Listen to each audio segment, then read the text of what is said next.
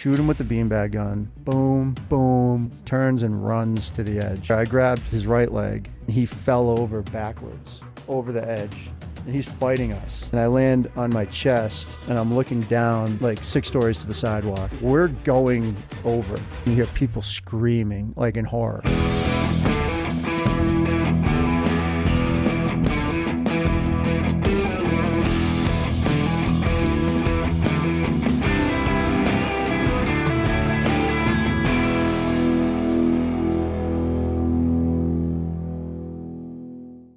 Ready, bro?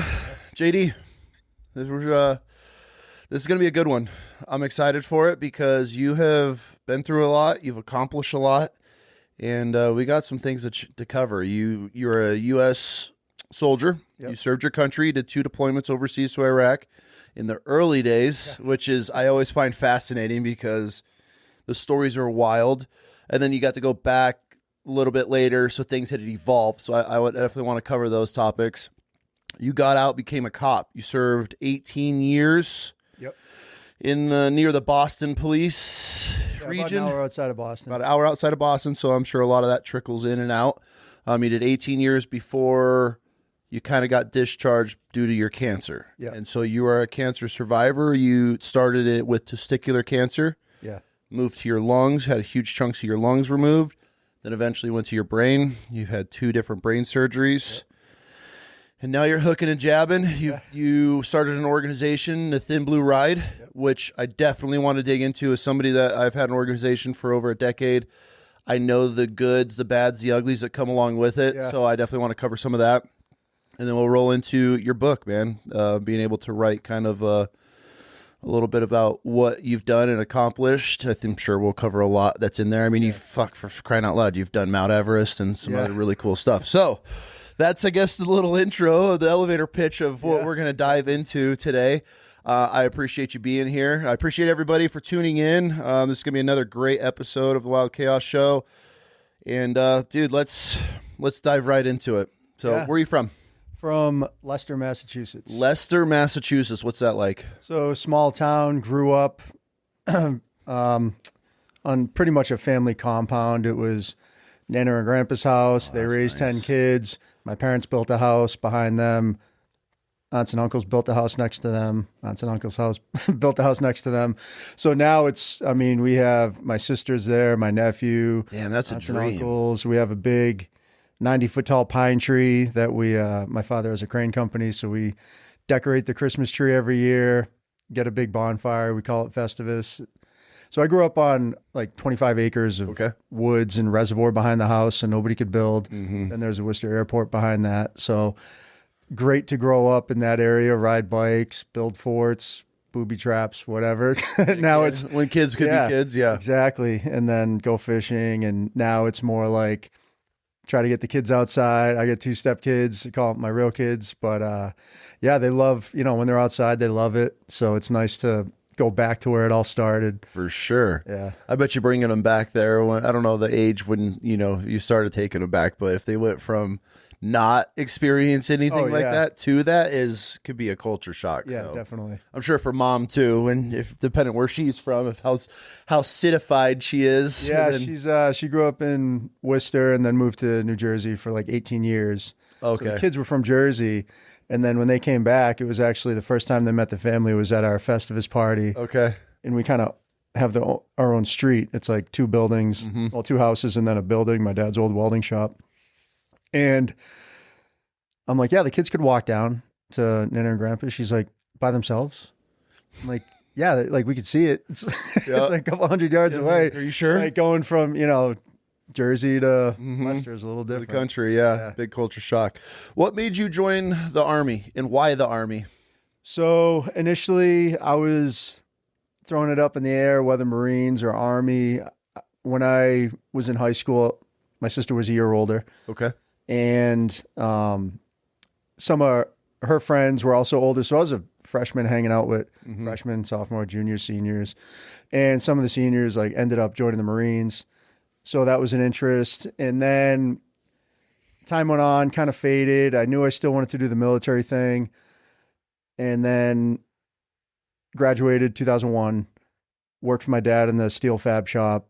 So I grew up, from the 8th grade on doing like work. You got exposed. You're exposed at an early age. I mean, any fab work, being in and around those.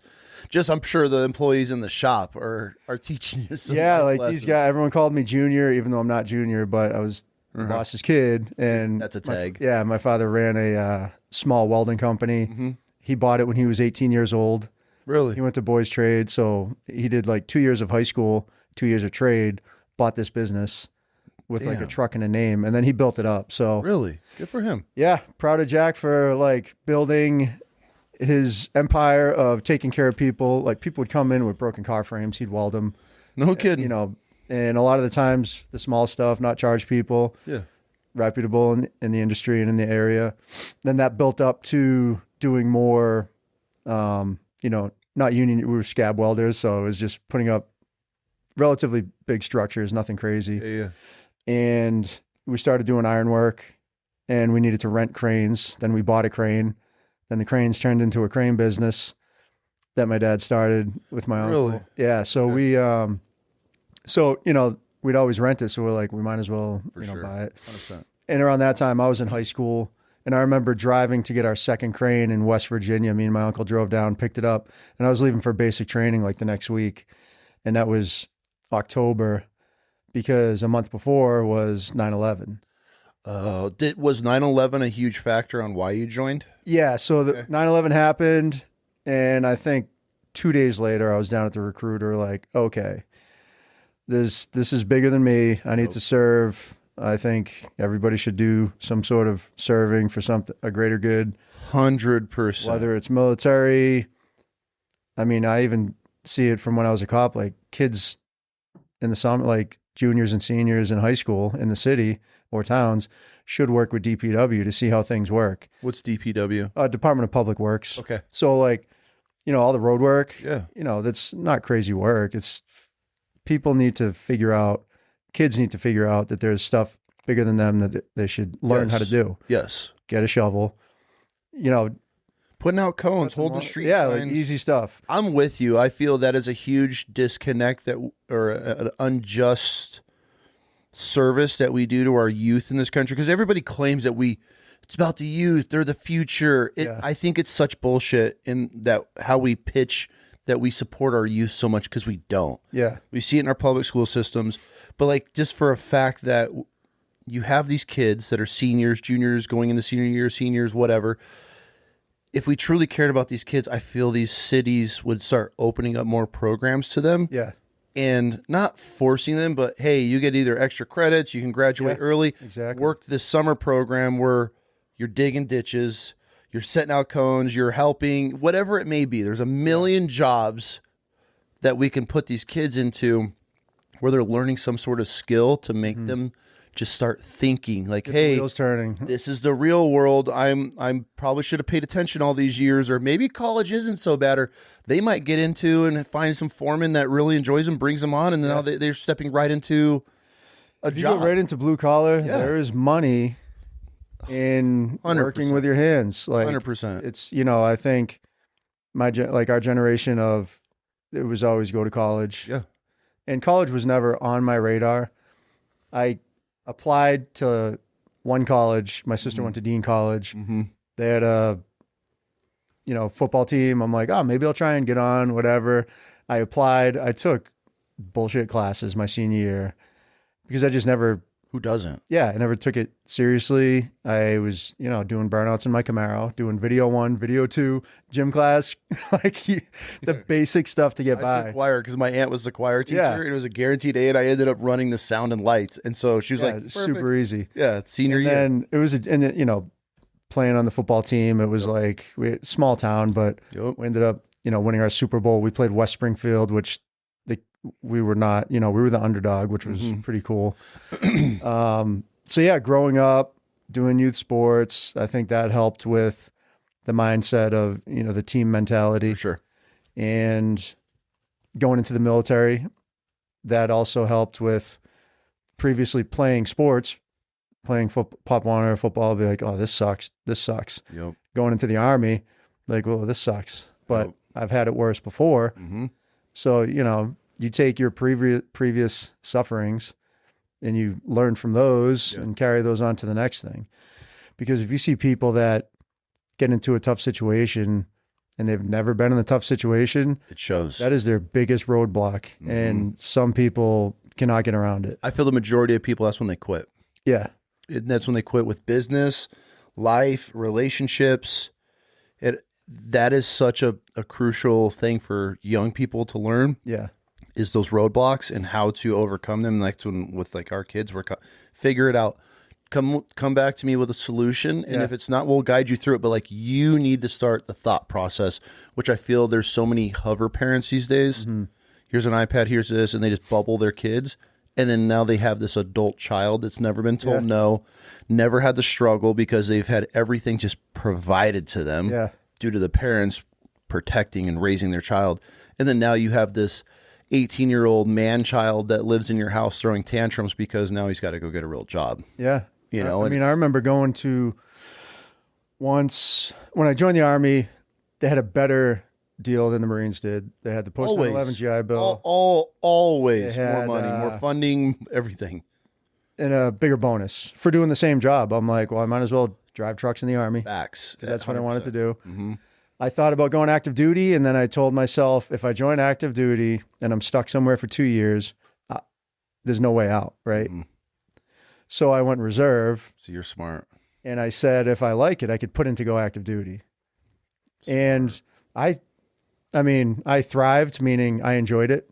I went to basic. We're marching around. We're running around. We're shooting. I'm like, we're getting paid for this? I'm like, this is awesome. Like, I'd be at home grinding and sucking up dust and priming these beams. Like, I got to march. I got to get up a little early. This stuff's easy. Like, this is awesome. Thriving in that hands-on learning environment. So at boot camp, thrived. Oh yeah, not an issue. Okay. Yeah. So what's Army? 'Cause you guys call it basic training, right? Yeah. What is basic training like in the Army? So what year is this? What year did you go? 03. So it was the push when everyone signed up. Okay. And I was actually in reception, which is you get off the bus, you process. It's not like the movies where you get off, they shave your head and you go right in. Okay. It's more, I mean, the Marines may be like that, That's but 100% like that. Yeah. So we get off and it was paperwork. And they were pushing all the combat arms ahead because we were support MOSs like truck drivers, generator, you name it, like non-combat arms. So we had a 2-week lag period to start basic because there was such an influx of people signing up after 9/11. So you had huge classes. Oh, yeah. Okay. So we ended up Fort Knox, Kentucky, do some paperwork, go to CIF, get our camis and get our, you guys call them sea bags, like get all our gear. What do you guys call them? Duffel bags. Okay. And makes sense. Just sitting in these kind of secondary barracks. Yep. Going to chow, going to standing formation. The waiting barracks. So it was waiting, yeah. So like you couldn't smoke and you could joke a little bit, like it was. But it's pre-basic, so everyone's like, dude, don't eat the Krispy Kreme donuts in the chow line. You guys had Krispy Kreme donuts? Served them like nobody touched them. This is some Army shit. You guys got Krispy Kreme donuts. Yeah. Oh my God! See, yeah, that's why I tell everybody don't join the Marine Corps. Go everywhere. And then as soon as we started, it was like and all we did was walk from one company area to another, and it was like all hell broke loose. Yeah, it was nuts. It was crazy. It was fun. If you're late for not even late for formation, everyone not fast enough. Everyone go inside, do it again. Get in your PTs, come out, move the bunks out. And move them in, move the whole barracks in and out. Like it was wild. Polish the floors. And then, you guys aren't carrying your own weight. And then you do like a seal walk. So your boots are shining and scraping like a nail trail all the way around. You guys are still buff. Oh yeah. You guys are still. Yeah, we had the black boots and. Oh, see, I dodged all that. Yeah. I was like the second. Because 03, you guys had the digis, right? I was one of the original classes that they just ended it. Like we missed it by like weeks, I believe, because there were still guys at boot camp wearing the old camis, but we got the new ones and it was like a big deal. Yeah. So I was like, all right, cool. And we didn't have to brush your boots and polish them and all. I hear guys talking those stories like I'll give old school Marines or vets, you guys can have the polished boots. What is starch your seams and all that shit. I'm cool with. I'm never doing any of that because you guys don't know. You're the new Corps. You guys have it so easy. Yes, I'll take it. Let's more time. It was either cleaning your boots or cleaning your weapon. Yeah, it's just more time. But then they just substituted with hazing something else. Yeah, instead of you sitting there for hours waxing your boots or polishing your boots, now you're doing something stupid, even dumber. So yeah, they'll find the time. Yeah. So basic, went to truck driving school down in Fort Leonard Wood. Okay. Learned how to drive trucks, and then I realized I was going into a POL unit, which is a fuel transportation unit out of Brockton. Really? So I get attached to 325th Trans out of Brockton, Mass. So you guys are hauling the big fuel trucks? Yeah. So there's 10,000 gallon. We did 5,000 gallon. Okay. And if they're 5,000 gallon, you fill them with like 4,700 gallons. Are the 10,000 gallons the double tankers, or are they just the long? They're just the big, huge ones. Yeah, ours are a little more, just a little smaller.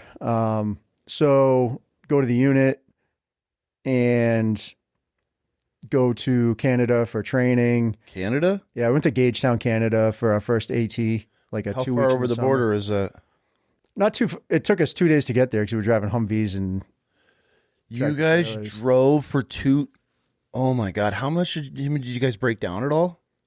Yeah, we stopped in Maine for an overnight, and then I was brand new. I was driving like the platoon sergeant's vehicle. How loud is it in these trucks? You can't even talk to each other. So you're driving for 2 days just in this screaming military truck. Oh, my platoon sergeant was a nerd, so he kept like falling asleep, and I'm like E2 nothing, just started. Yeah. And this dude's sleeping, so I just like look over and I go over the rumble strips, and then with those military tires, like the whole truck is just vibrating. So funny. It was funny though. So did the training, and then fast forward to January. I remember I'm at home living with my parents. I'm 20 years old. We're watching We Were Soldiers. Okay. I get a phone call. We're going. Like, grab your shit. Come to the unit this weekend. We got orders. That's how it happens in a reserve unit? Yeah. They're like... That kind of gives you goosebumps. So you're just hanging out with your family. Yeah, and just chilling. You just get a phone call. Watching We Were Soldiers. Like... Really? What are the chances? Yeah. And I was like, okay, this is kind of what I signed up for. What year is this? 03. Okay. So you're January 03. So I'm just going to boot camp. Yeah. You're getting the call to go to Iraq. Yeah. Okay. Because I went right in the very beginning of January. So then we go to Fort Drum. Okay. And spent 2.5 months there. We were supposed to go to Turkey, but then that got jacked up. So we were trying to figure out where they're going to send the POL unit. And we ended up going to Kuwait initially. Let's talk Fort Drum real quick. Yeah. It's hilarious to me because I grew up. I'm 20 minutes north of Fort Drum. I had to deal with bum drums or drum bums our whole entire life. What's it like on a military side? Because where I greatest place you could ever imagine growing up. Yeah, I bet. In my opinion, on the St. Lawrence River, the frozen tundra in the wintertime, but the Army goes there to do their cold weather training. Yeah. What's it like from your perspective of having to go up there? I'm sure it's not as much fun for you guys. Yeah, so we drove on coach buses from Brockton to Fort Drum. Okay. And the buses pull up. It's, foot of snow on the ground maybe. And we're pulling up to these World War II barracks, and we're laughing, looking out the window. The bus stops. Who the hell's got to live in these things? Bus stops, and we're like, oh, shit. So we get out.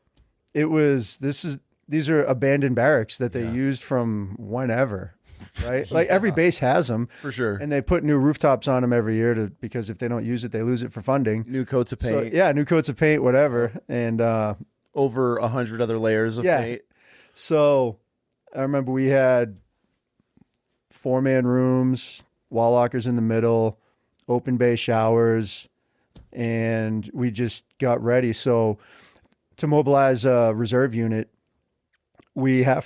everyone's dental has to be up to date, medical, all the paperwork, get your affairs in order on top of weapons call, PT. God, I would not want to do the logistics for that. So it's crazy. And I mean, hats off to my company commander, Captain Nagano. He was like 32, 33 at the time, in charge of a whole company. You don't think of that as a young troop in your leadership because they're still young themselves. Like I'm 42. I don't want to be in charge of 120, a bunch of reservist kids. Hell no. That's like herding cats. They're just everywhere in every direction. Well, it's funny in our unit, we actually had a lot of senior guys that like guys that have been in for a long time.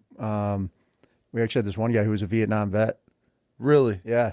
He ended up Vietnam vet in your reserve unit and he got deployed? He did not get deployed. Actually, no, one did get deployed. Another guy didn't because of medical. Okay. But yeah, they, ripped my wisdom teeth out, 5 shots of Novocaine. Like, all right, you're ready. Dude, I went to dental. This colonel was a dentist. And I go, yeah, we're going to pull these teeth. He didn't say wisdom teeth. And I was still 20 years old. That was like when people were getting their wisdom teeth taken out. And I was like clueless. I thought he was just pulling some teeth. 5 shots of Novocaine. He's like, yeah, you might hear some pops and cracks. God, no. He had his knee on my chest. Pulled one. He's like, tap me if it hurts. I'm like slapping the crap out of him. I'm like, dude, pulls another one. And then we're just chewing on cotton balls.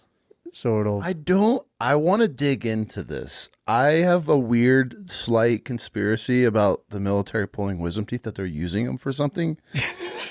Why the fuck else are they forcing everybody to pull? They weren't bothered. There was other dudes there too. Like we looked like chipmunks in the waiting room. The whole platoon. They tried that shit with me at boot camp.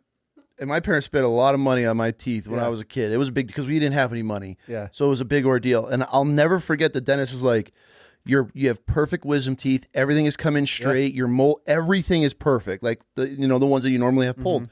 I get to boot camp and they're like, we're pulling wisdoms and molars or whatever. And I was like, even as a kid, 18-year-old kid, I was like, no, like, you're not pulling mine. Like, I remember my dentist said I was good. And they're like, to get the fuck out of line. And that was all it took. Yeah. But then everybody else, like, who hasn't had their wisdom teeth? Who's got to hurry up and get the training anyways. So they're like, yeah, whatever. Yeah. And they're not technically the drill instructors. They're just the medical side of it. So I was like, my teeth are perfect. And they were like, get the fuck out of line. Well, then my rack mate, he got his pulled. And there's a whole... half the platoon is left behind in chow because they all got gauze in there. Dude, I was bringing these dudes steaks. My rack mate, it was steak night when he was recovering from his teeth. And I got him, you're supposed to just get him like applesauce and bread. That's what you guys live off of for like the first week. He's over there just pulling. And I'll have him on one day because he's a U.S. Marshal now, so he's all over the world. But when I get him on one day, and he's sitting there on the quarterdeck just tearing the steak apart, and there's just blood pouring it. He didn't even care because you're not eating anything. I think the last like 4 days prior to that, I would just bring him applesauce with white bread, and that's what he was eating. So it's all he lived off of for like 3 or 4 days. So I would go through the chow line, and I see steaks at night, and I'm like, dude, I gotta hook my boy up. That's funny. He didn't care though. But yeah, it's so interesting that they pull, like, why? Pulling a bunch of teeth. So I remember someone in our unit, she had her wisdom teeth, and she needed to go to like Kuwait to have surgery. And then, while you're in overseas? While we were in Iraq, yeah. Okay, yeah. So I'll go in. So we end up going to Iraq. I mean, dude, it was so cold in Fort Drum. We had our trucks. We had 818s, which were like, if you look at Vietnam, those are the trucks we had. Okay, yeah. Like the truck that was in Rambo, like like those trucks. Yeah. So we're bringing those to Iraq. You guys drove those all the way up to Fort Drum? We didn't drive them. Okay. They were there after we got there. Okay. Somehow, another unit or whatever. And we had our motor pool, and it was so cold, the fuel would gel up and the trucks would stall. So instead of fire watch, we needed to have fuel watch, and dudes would stay up all night, and we'd rotate on keeping the trucks running. Really? Yeah. People don't think, see, when they're like, sign up. And we're like, oh yeah, we're going to Iraq. But you don't realize how cold it is. It's not, I don't know if it's that cold in Iraq, but I was fortunate enough to do end of summer, fall, winter, spring, gone. Yeah. But we froze our asses off in Iraq. So it does get miserably cold there. First time was hot. Second time we had the fleece with the beanies and stuff. And you lucky sons of bitches. Yeah. On you walking around with your black zip up. Yep. I have a story about those black fleeces. I've told on here that we stole a bunch one night out of a motor pool. My buddy's vehicle went down, and we had to fix some stuff on it to get it back up and running. And I'll never forget, as we're working on it, I see these soldiers come into the motor. They're in a big lot next to us, but with a chain link fence dividing us. And these dudes are pulling fleeces out of these black boxes. And here we are in flight suits that are underwear, t-shirt thin, freezing in the middle of the night in Iraq in our flight suits. And I'm seeing this. And so I cut a hole in the fence with wire cutters. Yeah. And we snuck in, and we stole so many of them. That's what deployment is about, is acquiring equipment. Strategically requiring your equipment. Yeah, it's the best. We just steal from everybody. Yeah, we're the only Marines, I think, in country with black Army fleeces. They were so nice. God, those things were a lifesaver. Yeah.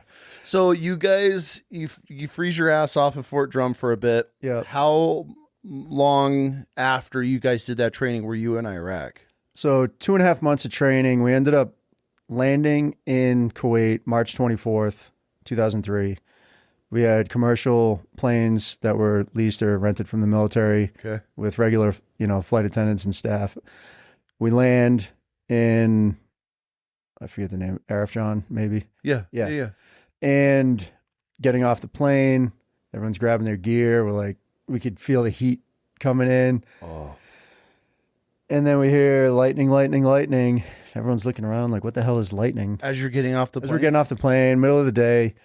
And then getting off, you see dudes like donning their masks and running into bunkers.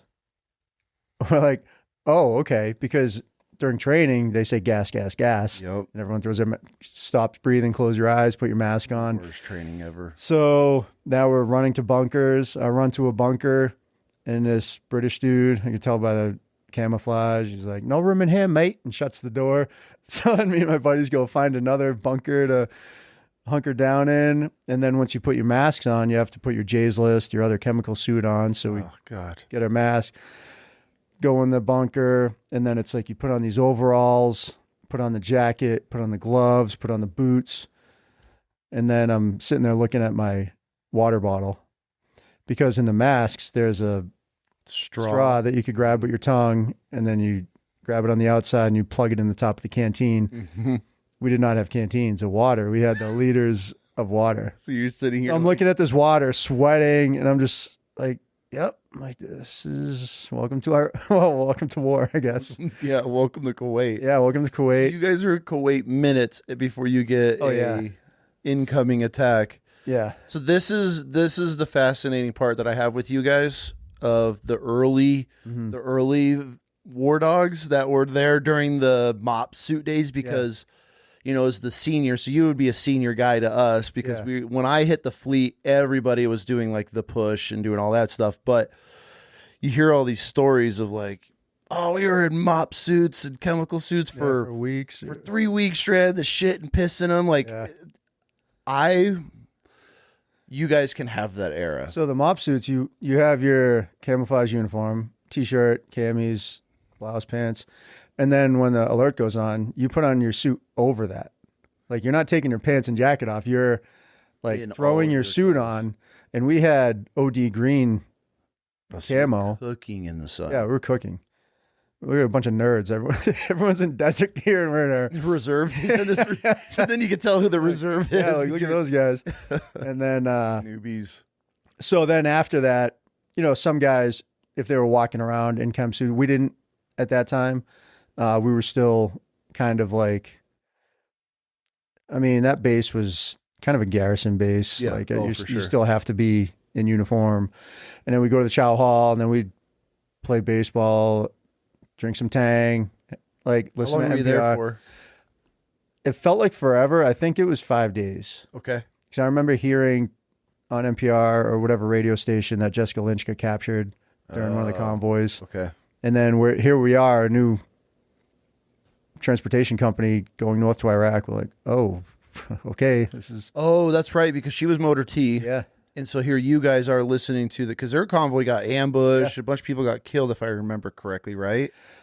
I'm not. Yeah, probably. I'm not sure, but I remember. Don't hold me to that. Instagram veteran TikTokers. Yeah, they make sure to.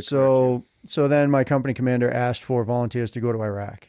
Really? So they weren't taking all of you, just volunteers? They wanted the advance party. Okay. I mean, my buddy Lyd, we're like this. We're like, dude, let's go. We didn't come here to hang out. For sure. So we hop in the back of a 5-ton open cargo truck, rucksacks on the sides hanging off because we needed more room inside because Yeah. I don't know how many troops you fit in the back of a 5-ton, but we exceeded that. Always one more. There's always room for one more. And there was I remember a spare tire in the middle, and we were just baking in the sun. So from Arifjan all the way to the Iraq border. How long did that take of a ride? Maybe 3 to 5 hours. I compare anything that you do in Iraq is like Distance. Texas. Yeah. Like, oh, we're going to go check out this little village. And like 8 hours later, you're like, bro, like, where the fuck is this place? Yeah. So everything is like driving in Texas. It's like just nothing is just the next town over. It was always hours. Yeah. So you guys are no armored vehicles. No.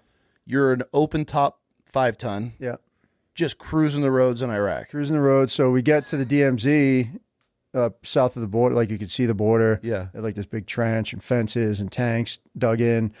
And everyone's So a lot of that was from the Gulf War, correct? Or was this all? I think this is all new. Okay. Sorry. And then guys are taking their chem suits off because we saw other guys doing it, like monkey see, monkey do. They're taking their stuff off, like, oh, Iraq's not going to bomb Iraq. And back to when we landed the plane, it was either March 24th or 27th. They actually sent 2 Scuds, and one landed in the Persian Gulf, and the other one hit like a Starbucks in Kuwait. So it was either like we kept putting our suits on every like 5 times a day. Oh, so every time we had some fake alerts. I remember waking up in the middle of the night to a huge bang. The next day, the base was like, yeah, that was just a Connex. We're like, was it? Was it just a Connex that dropped? So here's a question. Did you ever get to the point when there had these nuclear attacks where you just lay there and were like, fuck, I don't even care? Yeah. We're just like, sitting in our tents because we were still, everyone was together everywhere. So like you still had everyone would be like, dude, put your shit on. Yeah, don't be the guy. I was that guy. Like, I don't even give a shit. If it's my time, it's my time. That's and then you're like, what if it's real? Like, let me just throw this on. And then when you're the only one, you're like, all right, I'll get dressed, I guess. Yeah. So then we take our J's-less off, chem suits off, and we're driving through the border. And there's a little village that we're driving through, and these kids come out. And, just after that, we're driving by these burnt vehicles that are like newly burnt. No shit. From the push. Yep. And we drive up probably a couple more hours. And then on the left side of the road, we're heading north on MSR Tampa, Highway 8 or Highway of Death, whatever. There's the highway, and then there's hundreds of vehicles from Desert Storm that were blown up that they just pushed to the side of the road. I mean, that's cool to be able to see like history like that. Yeah. So you're there. What was the feeling like seeing all of this war wreckage, and here you are brand new and you just volunteered to like cross the border into Iraq? Yeah. I'm like, so it's kind of like when you see something crazy, I think it's called like operant extinction. Like you see something and then you adapt to it and you're like, oh, like, all right, on to the next. So you see something else crazy and then it's pushed to the side. It just raises building up and you're like, oh, we're going to Iraq. We're like, oh, we're in Iraq. It's not that bad. Oh, we're going north. Oh, there's some burnt vehicles. Oh, well, it's not us. Like we're not getting shot at. You're right. Yeah. When you think of it like that. I think in Generation Kill, they had a great point. They were getting shot at. They were behind a 7-ton tire. And he's like, people say Iraq's not safe. He's like, I'm pretty safe right here. He's behind the tire. And I'm like, yeah, it's kind of how you think. Like, yeah, I guess that's my mindset. Like 100%. We're safe now. So we drove up and then we drove to Camp Cedar 1, middle of nowhere, like get off the 5-ton and the dust just rises. So that base was right off the highway, easy on and off, middle of nowhere. And we had 10,000 gallon tankers on that base. This was like a no berm, no wire. It was nothing. Just in the middle of nowhere. Middle of nowhere. We had a winter tent with no floors. There was so many soldiers in that tent. Cots were like stacked on. Oh yeah, the rods are on, the bars are on. Yeah, and then I go to the chow hall. It was basically the trailer where they have like the T-rats. So it's like the lasagna style dishes. And I forget what it was. I remember green beans and probably some meat, but I remember like just bugs being in it. and I was so hungry. I was just shoveling everything in my mouth. And I look like east and I see this huge like wave. It's a sandstorm coming. Oh, right. So everyone's like hustling, finishing their chow, going to the tent, and it's just like you can't see from me to you away. Yeah. And I'm in the tent. I'm like, oh, like, all right, this ain't that bad. There's still sand blowing everywhere. And then I'm laying down. I go, crap, I forgot my sleeping bag. Where? So wherever I got off the truck. No. So I did a pace count to like go find my sleeping bag, put my goggles on, found it, came back. Like, oh my God. We had like winter sleeping. We had like the old style. We didn't have the 3-layer Gore-Tex. We had like the feather winter furry bags. Like you just kind of slept on them. Yeah.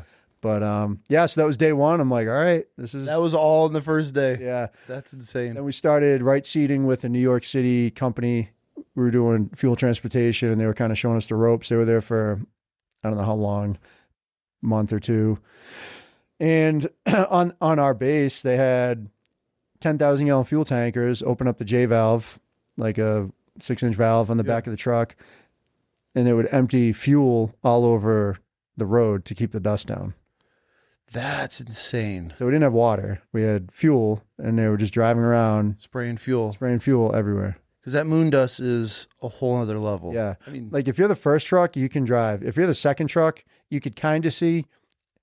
We have 30 trucks. If you're the third, fourth, fifth, all the way to 30, you can't see anything in front of you. No. Like there are points we're driving, our SOP was don't stop. I was going to say, there's horrible wrecks. All that you hear about, like guys getting killed because the moon dust is so bad and a vehicle stops. Not only that, we have 30 trucks going north, and then you have tanks or other trucks coming south. Oh, God. So your first trucks see each other. Like, hey, what's up, dude? And then all of a sudden, 10 trucks in or 20 trucks in. It was so bad. I remember we couldn't see our hood. Oh, for sure. It was so sandy. And I'm looking out of the side of the truck to see the tire marks in the road to be like, dude, pull a little right. We had a few guys get head-on collisions. I believe it, for sure. And we were driving the 818s, and they also had those hets, those ones that drove the Bradleys, like those huge, those massive cabs that fit like 7 dudes. Yeah. Like those were oncoming to us. Like we don't stand a chance. No. So we did missions every day. What did your missions consist of? So basically we'd fill up our fuel on our base. People would bring it north, put it in the bladders. We would fill up and then go north. We'd go through the Sunni Triangle. We'd go east. We'd go west around Baghdad. Not really in. We'd go north of Baghdad. We went to every base. You got to experience Iraq on a whole different level. Oh yeah. I feel than most people. Like for us, we're operating out of either a fob or a little mini base. Yeah. But that was it for the weeks, months we were there. Then before moving, you're bouncing all over the, I guess, regions. You're not doing the whole country, but so you got to see a lot of different perspectives on how people were living. Oh yeah, it was wild. It was like some bases had nothing. I remember Who had the worst bases? I think it was Al Hilla. I want to say Mongolians might have been a coalition base. It was super small. Mongolians, dude, it was weird. Like these guys they had AKs, but they were like 5.56. Okay. So like NATO, I guess. I don't know. And like I get a picture with us with the AKs. Like we had a Humvee, a pickup truck style Humvee with bench seats, plywood on the roof, MRE boxes, and then a ratchet strap. And then I was a saw gunner. So I'd sit on a MRE box upright, and that'd be our gun truck. So we'd have 3 gun trucks. Platoon leaders would be in those first, second, third platoon. First platoon would run the mission. The LT and the gun truck would be in one Humvee. Mm-hmm. Then the other 2 guys we'd bound or whatever. Iraqis would drive in our convoy, like in between our convoys of fuel trucks. Oh, for sure. And we'd like point guns at them, like beat it. You know, there was no 300-meter bubble like we had in 05. The IEDs weren't a thing. Yeah. It was more pop shots, booby traps of like they were putting, piano wire across so guys are in turrets. I remember that was a thing, piano wire. Yeah, and then there was they were using washing machine timers with bomb, like very primitive. Yeah, the early days, and this is where it's Like grenade with an elastic, put it in gasoline until it eats away and at the elastic to release the spoon. So you got to experience pre-IED days. Yeah. So which was obviously you guys great. being in no armored vehicles and Yeah, we had- softbacks and stuff. So the roads were probably way less stressful because you're not thinking We're getting shot at. Like, Yeah. we're just thinking about getting shot at, or I think the only IEDs were like landmines that Yep. they were figuring out to bury in a road somewhere. But, a lot of the roads we were traveled on were pretty, I mean, they were busy. Yeah. And then there were sometimes we'd break down, like 18-wheelers we had. We would drive, we'd get a flat tire, you'd feel it, you'd be like, all right, keep going. Get 2 flat tires, like, all right, yeah, sometimes I think 2, we would stop. Sometimes we had 2 and we were just like, dude, keep driving. Like, who cares? Really? But one time me and my buddy broke down. We're in the middle of nowhere and the maintenance vehicle, they kept going. Yeah. So we're in the middle of like in the movies, like desert, nothing. Yeah. We're sitting under the truck because it's about 130 degrees. And then this little fat Iraqi kid walks up wearing like a Cartman t-shirt. Like, bro, that's hilarious. Like, where did you come from? Yes. And then other Iraqis keep showing up. And this is a little more, not southern Iraq, but like south of the Sunni Triangle. Okay. So like soldiers get food and water and money. So they're just like hanging out. Yeah. And like however long later, maybe 40 minutes, the guys come back and we fix our truck and keep going. That was one thing that always fascinated me about Iraq was you could be in the middle of nowhere, driving for hours, stop for whatever reason, IED, vehicle goes down, whatever it may be, and then these kids would just pop up out of nowhere. Like, Mister. Water, Mister. Yeah. And he'd be like, where the fuck, like, where do these kids do? Yeah. And it's flat. It's not like you're in terrain where you can't see for miles. Like, you could literally watch a vehicle drive for miles. Yeah. And all of a sudden, there's just this kid. And then this little girl shows up, and then another little boy, and you're looking around like, where? It always reminded me of like the Mad Max, the original movie. Oh, yeah. Where the kid just like comes crawling out of like a pile of like rubble, and and here he is. It's like, where these kids just spawn out of nowhere? Do you give them a case of water and some MREs, and they'd be the happiest, funny. run off. They just pick a direction and run. Yeah. You're like, where are these kids going? I think, well, Al Hilla, back to the base. I think there was the smallest base that we stayed at. Okay. I remember sleeping usually I'd sleep on the roof of the Humvee or the hood. And then I remember like the tracer rounds just like going over, like green tracers. And I'm laying there like, must be a wedding or something. Yeah. They just shoot into the sky for any reason. And, some other bases in 05, 06 were a little more like, we were there in the wet season. Okay. And we were Anaconda. Okay. So north of Baghdad.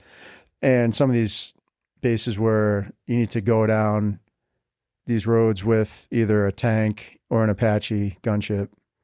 Like, that's how bad they were. Really? Yeah. So it felt pretty cool. I was a 50 cal gunner, the second deployment, E5. My buddy Duclaw was a driver. And then we had Sully as our TC. And we just I was always gunning. Duclaw was always driving. Sully was always TC. We're like, that's cool when you can get a groove like that. Yeah. Of some buddies. Yeah. So it was cool. I had nogs on, looking up, started early in the morning. I look up and I see this Apache gunship. I'm like, this is awesome. I'm like, I want to see that thing get to work. You feel invincible when because I heard a week before that or a few weeks before that, they had M1 Abrams tanks and they were getting shot at by one of the houses. It's super, I mean, it kind of reminded me of like seeing Black Hawk Down, the style of houses. Mm-hmm. And they were going through and they were getting shot at by a house and the M1 just laid into one, like gone. Mm-hmm. And they're like, oh, that's where we're going next week. There's nothing cooler than watching an Abrams put a main gun through someone's front door. Dude, the first time I ever was standing, not next to, like parallel with the tank, but we were slightly behind it, and they let a main round off, and It was loud. I swear, And I should ask I have had one of my best friends on a couple of times. He's a tanker. I should ask. I swear to God, when that main gun went off, it sucked the air out of my lungs. Like Probably. you couldn't breathe. You just froze. It was so powerful. You couldn't hear anything. You're trying to like regroup of what just happened. And then you're like, and then everybody, you turn around and everybody behind you is like, it's like, like just ringing. And then you go to the VA now, they're like, do you have tendonitis? And it's like, huh? Yeah, standing next to him. Abrams, when the main gun sucked the soul out of my body. Remember the second deployment, we were like on Mobile or one of those like roads kind of on Anbar province. And I was in the gun and one went off. It was far away. It was there, and I thought IED went off. I look and the thing was probably half-mile away. I was like, holy crap, dude. Yeah, bro. It's badass. Yeah. It's even cool watching, because we got to do a lot, because I was a tracker, so we're like the little brothers to Abrams. I had to admit that. But we did some training with them, and dude, they were shooting just flat, and you can watch that round, like the dust trail. Oh, yeah. It sucked the dirt behind it. It was so badass. Awesome. But yeah, dude, there's nothing cooler, I think, on the ground in a combat zone than an Abrams tank. Yeah. They're pretty legit. Far advanced. So you're dealing with two different styles of war, because you got to go in the early days, I don't want to say relaxed, like complacency wise, but gear wise, you have no armor. Yeah, nobody gave us shit. Like, it was so hot. It got up to 140 degrees. We had Vietnam style flak jackets. We were down to like the brown t-shirts. They're like, yeah, you can wear t-shirts, whatever. And then we'd get on base, we'd throw them on. And second deployment, actually, yeah, like our first deployment, we had a soft Humvee. We had soft doors. Yeah. We traded our doors for MREs at one point. Like early on, we were down to like 1 MRE a day, 2 bottles of water, 1 to drink, 1 to shave, and personal hygiene.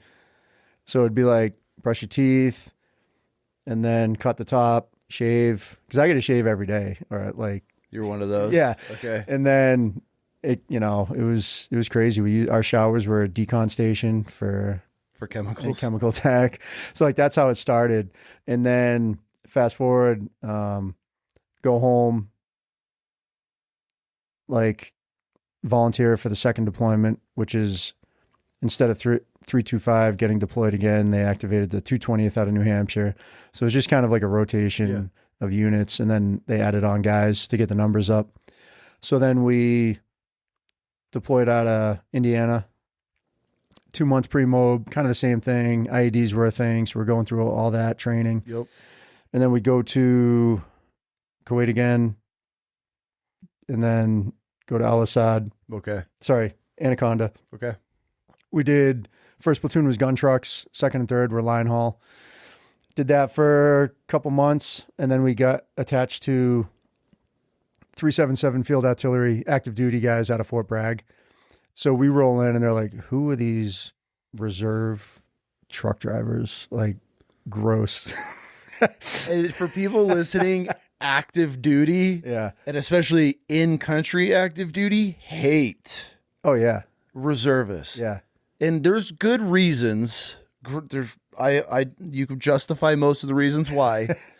There's just a difference because because an active duty, you're living it every single day. Then you see these reserve, like for us, you see 1 weekend a month, 2 weeks a year, like Waterboy. Most of them aren't in shape. They're all different ages, all different backgrounds, and they're just fucked. Like everything is wrong. The way they set up their gear is wrong. The way that so you start knit. You're like, fucking reservists. The reservists are here. Get ready. So from your point of view, now you're one of them trying to deal with these guys. Was there any kickback, or did you guys see any of that? Yeah, they hated us at first. Like, they're just, total pomp. They're younger, active duty, cannon cockers. Like, these are young dudes. And then we got guys. Salty. Yeah. And then we got guys who are like joined in the 80s and they're there, but these guys are rock stars. Yeah. Because they know how to run convoys. These guys are plumbers, welders, electricians. So like our second deployment, we rolled into our base, me and my buddy Duclaw. the company was leaving, we had trailers. So it was 2-man rooms, 3 per trailer. And we bought a satellite off of this other company that was leaving. Like $300, we bought the satellite dish. Really? So then we had a civilian come, and then he pointed it. And me and Duclaw, we had he did all the tech stuff. We ran Cat 6 cables to every trailer. We're like, hey, $40 a month for internet. You guys are slinging internet in Iraq? Yeah. That is genius. So then so we had a net zero account. And then this only happens because of the reservists. Yeah. Because you guys had so many different people. Yeah. Okay, this is why we don't like the reservists. Yeah. You guys can outsmart us. Okay. So instead of going and waiting in line at the AT&T trailer to call home every once a week or whatever, you guys had internet? We had internet. So we had this station. We ran all the Cat 6 cables to different trailers. Okay. And then like end of the month, we'd unplug it, and then dudes would be like, hey, no internet. Like $40, homie. $40, plug it back in. That is genius. So we had a net zero number. Duclaw was from Rhode Island, so we set up a 401 number. Okay. So like my family would call, his wife would call. I think we even set up like an answering machine. So people would call us, and we'd have the computer headset. We'd call home. But then like the home readiness, like our families would go to the meetings, and they'd be like, yeah, I haven't talked to my husband in 2 weeks. And here they are calling us like every night. Damn, that's a luxury. Yeah. That is a luxury. Don't work harder, work smarter. 100%. So we do that. And then we do on-gun truck missions, go meet up with the Bragg guys. They hate us. And then all of a sudden we go on a mission with them, and they're like, oh, these guys know how to do missions. Cause we did missions in 2003. We're already doing missions. The only thing we lacked was maybe some of the comm stuff and a little more. They were starting to do more of like I would call it like a felony motor vehicle stop, kind of like if we came into that. They're doing drills like that on base. Because things have changed from your first deployment to now. Oh yeah. So yeah. We even brought our steel, like from my dad's company. We brought these plates of steel. And we brought them because in 2003 we didn't have armor. And then we hear about these IEDs. So we put them in our Connex, shipped them over with our gear, and then I started through bolting them through our turrets because we had hillbilly armor for the turrets. Yeah. And then, so we just adapted and kind of made it work. It's good to hear that the Army, even the reserve, have to do this, because I feel like this is just Marine shit. So it makes me feel good knowing that you guys aren't 100% spoiled on everything. Because as a Marine, we always look at the Army like spoiled asses. They get all the best gear. They don't even know how to use it. Yeah. We use it better than them. And look at this brand new hunt. They got a whole fleet, and we're over here piecing things together. So it's nice to hear that you guys actually went through some struggles before the GWAT money kicked in, and then you guys got everything. Yeah, so we started getting our Humvees from like Bosnia, I think, because they were sitting there for years. Yeah. They were pretty decent Humvees. And then we had LMTVs, so same thing, we're in a 5-ton truck. Yep. And I remember one time the road was like Swiss cheese, whatever road it was, Anbar province, like desert. And I'm in the 50 cal, and there was a berm on the side of the road. So instead of driving on the road with all the potholes and IEDs, we drove off the road between the berm, maybe 100 yards off the road. Okay. Then there was a berm. So drivers and TC couldn't see over the berm, but I could, being in the turret, because the LMTV are pretty high, similar to a 7-ton. And I look over and I see this, looks like a grave, like dug in the ground. And then I keep going, like undug grave. I'm like, oh, it's kind of weird. Then we keep driving, and I see what I think is a 155 round, like out. Okay. Call it in. And we had a staff sergeant running the convoy. And at that time, IEDs were all day, every day. Okay. So they said, all right, you're going to have to wait anywhere from 6 to 13 hours for EOD to come. Facts. Like, okay. If you're and they're like, hey, Sergeant Age, can you shoot it? I'm like, I had a 50 cal. I was like, excuse me. Like, yeah. So I told Duclaw, I'm like, dude, drive away from it a little bit. Let's back up. Let's back up. Just in case. So like whole convoy is kind of off to the side, and I'm in the 50 cal, and it's a butterfly handle with the trigger, and I'm in the turret. You know, you're standing like this, and then all of a sudden I'm like getting low, getting on the iron sights, and I just do like, you know, the one finger. I'm like, and it shakes the whole truck. Yep. Put a couple more rounds, all of a sudden it spins. I'm like, all right, I hit it. I'm like, let me hit it again. Spins, hit it. Nothing. I'm like, nothing. I'm like, all right. So we, like idiots, we all drive up to it. Like, let's go check it out. Let's go check it out, dude. Like, we just shot a bomb. Dudes in the desert. Yeah. So then we go in, and I do one of these. I'm like, yeah, I'm going in the cab for this one. Yeah. And one of the other active duty dudes had the 60 in a Humvee. And we are 20 yards from this thing. Oh, God. Like, and then he just, boom, thing goes off. No. Yeah. So we're like, all right, we don't have to call EOD. Let's get out of here. It went off. It detonated? Yeah. Oh, my. You guys. Like. Asking for that one. Yeah. And we're like, all right, let's get out of here. You didn't have any Mark 19s on your. At that time, no, because right after that, they flew us a small crew to Anaconda, where we just were. Yep. And we went to ASV training. So the ASVs were tanks with 4 wheels. Yeah, badass trucks. Awesome. So they had the 40 mic on the left with all the rounds in the turret, 50 cal on the right, and then a big night vision optic. And I'd sit in this little seat in this cage, and it'd be hydraulics left and right. And then elevation was like a hand crank. And I'd have like that fighter pilot like flip up the switch and hit the trigger. The little red flip. Yeah. And that was awesome. And I felt like a king in that thing. It was air conditioning was cranking. We had our MP3 players hooked up to the comms so we could listen to music on the convoy. And yeah, that was cool. We just got lucky a lot. Like we were vigilant. So a lot of the times I was either a front gunner or a rear gunner, and we were always in the turrets, guns up. We would either pass, like there was a lot of convoys doing missions because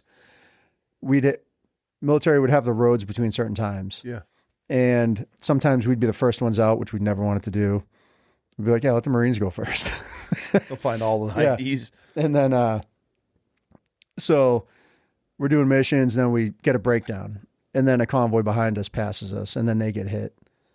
Or we're waiting, and like we're in the turrets, and I'm like, all right, checking with binos, checking scopes and everything at a distance, the village. And then we leave, and the convoy behind us gets hit because they're like guns flying in the wind, sitting in the truck like idiots. So I think being vigilant helps.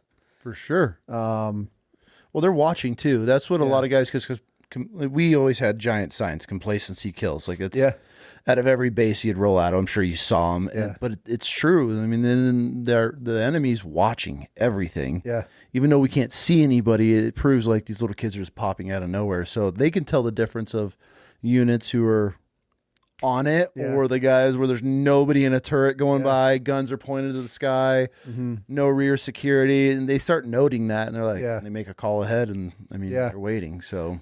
Yeah, so we got, for the amount of missions we did, we got very lucky. A lot of pop shots. One of the missions I was on, I was actually on the sat phone, well, not sat phone, but on the computer, calling my buddy Eric, who's in the Marines. He was in Fallujah.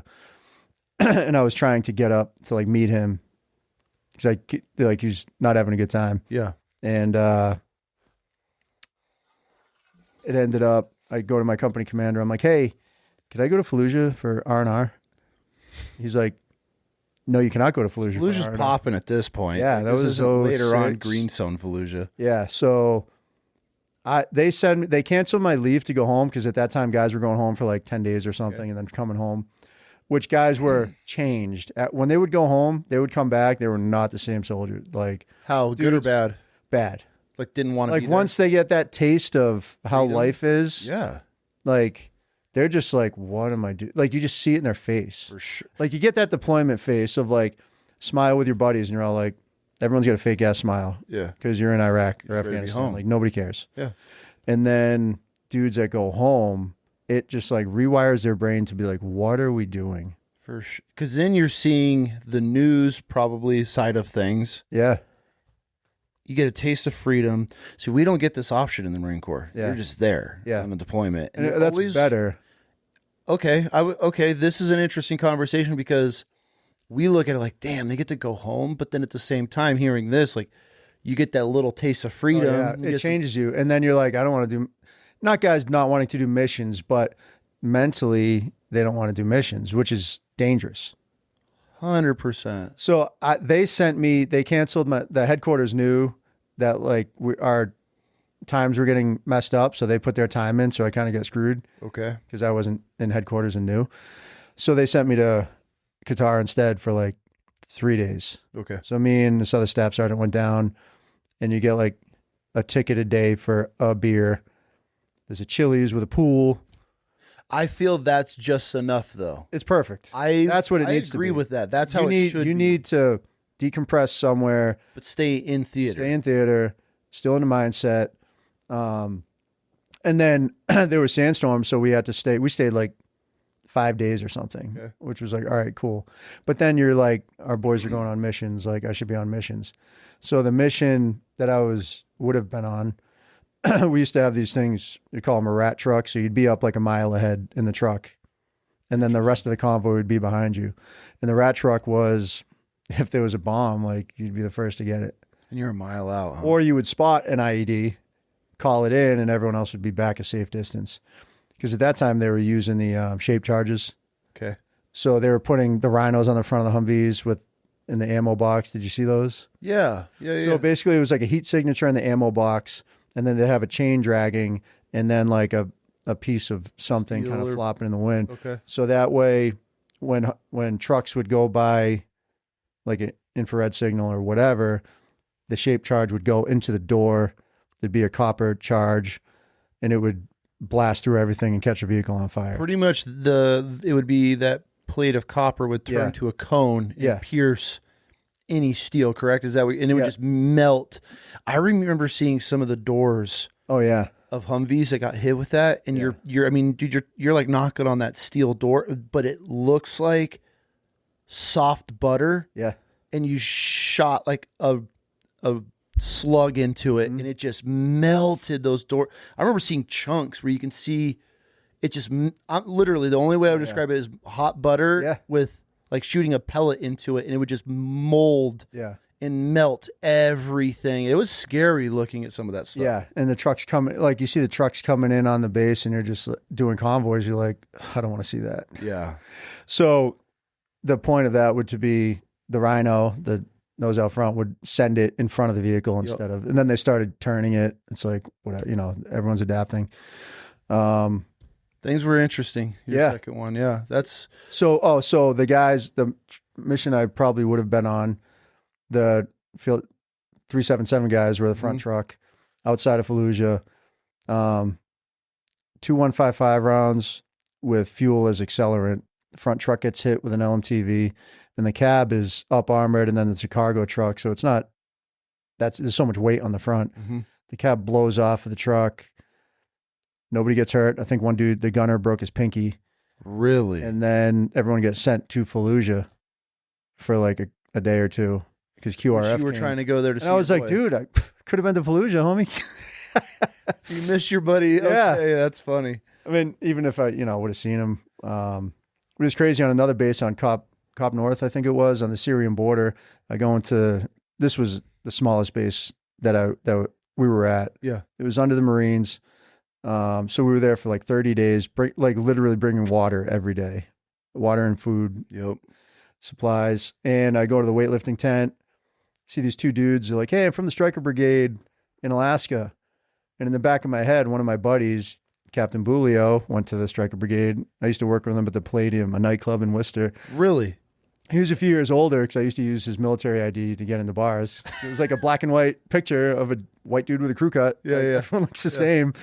And I told those guys, I go, you guys know Captain Bulio? He goes, oh yeah, he's the night ops guy. He's in the tent next door. I'm like, no kidding. Really? Yeah. So we hung out for like 3 weeks every night, smoking dried out Cubans. You're in Iraq and you got to see a guy you used to work with and use his ID to buy beer. Yeah. What are the chances? Like, dude, small world. Extremely small world. Okay, so you do your time overseas. You get back. You get out. Mm-hmm. How long were you back before you joined the police force? So it was probably a couple months, and then December. So I got back in the summer. Okay. Worked for my dad for a little bit to save up, because it's always, it's like the military. To be a cop, they're like, hey, you're going to take the test. All right, now you're going to take the health test. You're going to take the physical test. So you're never locked in. Like, it's always, you could always, you know what I mean? So you don't get accepted to academy and you're doing everything through that period. And it's still like not in my mind, I'm like, it's, unless you have orders or you're day 1, day 0, whatever, like you're not in yet. you're not in yet. Okay. So it was a waiting process. All right, I'm in. We had a small academy of 14 guys and girls, because usually Worcester police have their own academy, their own academy staff, everything, driving, shooting, instruction. That's all through Worcester. And it's a 6-month academy. That's an eternity, I feel like. It is. Okay. It's how many weeks is 6 months? So I think yours is 18 weeks for the academy here. For Meridian. So we exceed the state minimum for hours for like domestic, for shooting, for driving training, for all that stuff. So they're putting out a better quality police officer. Yeah. If you're putting in more hours than the state required. Yeah. Okay. Yeah. So, and a lot of the things you see, like some of the escalation of force stuff, I know I'm jumping ahead, but some of that stuff that happens is cops who are less trained. For sure. So if you instill confidence in the academy with hands-on stuff, then they're not gonna, like, if someone hurries up to get to their taser and they lose that, bad guy has a taser, then could that be lethal force with you incapacitated? I'd say so. Maybe so, or a baton to taser to gun or whatever. Like, it's all these tools they keep giving us. Now there's this new stupid thing called the boa wrap, a bowler wrap or whatever. Where they shoot it at you. Shoot it and it like goes around like David and Goliath. I'm like, so now it's just another tool for somebody who's not confident in their ability to rely on. And if it doesn't work, then it's up here, you keep stepping up that escalation. I'm not throwing shade on cops. Just going to state that before I open my mouth. I feel the majority of the incidences that we see on social, granted, 90% of the time we're not getting the whole video. Yeah. I could take that into consideration. But when a physical altercation pops off, I want to say 75% or more do not legitimately know how to handle a physical altercation. And this goes for men and women, because I have a very strong opinion about women being street cops. Yeah. Most men don't know how to fight. Yeah. And that's the thing of, like, they show us this stuff that doesn't really apply in the academy like we do. Like what? What's not applying in the academy that they showed? I've seen some people use it, like an armbar takedown. Yeah. It's like you come up from behind at a 45-degree angle. That's how you start doing it. And I've seen other guys do it where you grab somebody and... Yeah. There's ways of doing it. There's ways of doing it. But every cop should be doing jiu-jitsu, not sport jiu-jitsu. It should be... Not a competitive jiu-jitsu. There's been so many times that I have put myself on top of a subject and made them incapable of getting away. Yes. Just by being in a position. Yes. So I went to 05, actually, sorry, before my second deployment, I ended up going to combatives instructor school with the Army. 5-day training, jiu-jitsu, 8 hours a day, 5 days a week. And I was dabbling in jiu-jitsu a little bit, and I'm still like a shitty spazzy white belt. Like I do it because I know I need to do it. It's great for mental health. It's great to, it's great to learn, show my kids. And right when I got back from that training, literally I was driving the paddy wagon. Dude gets out. He slipped his cuffs to the front. There was an OUI case. Like, what's OUI? Operating under the influence. Okay, sorry. So he came back from the hospital. He slipped his cuffs, and I opened the door, and we had a sally port, like a garage door that was open. It's supposed to be closed every time, but sometimes you just don't follow the policy. Mm-hmm. I'm like, all right, it's just a dude who's going to get out, and usually we escort him in. He just runs towards like, so you open the door and towards Belmont Street. Okay. And it's like 3:00 in the afternoon. I just start running. I'm in my uniform and I'm like, I got to wait to tackle him because I don't want to rip my $90 pants. Okay. So we get to the grass section right before the sidewalk, and people are like at the stoplight. It's super busy right at the police station. Tackle him, get inside control, start doing a couple knees into his ribs and just lay there. And I just yell for the other guy. I'm like, hey, Lee. And I just waited. And the dude had nothing. Yeah. So, I mean, there's so many proven tactics. Yeah. How to just, at the same time, it's really hard to fight somebody without hurting somebody. Like that is when you're just trying to detain somebody and they're somebody who doesn't want to be detained.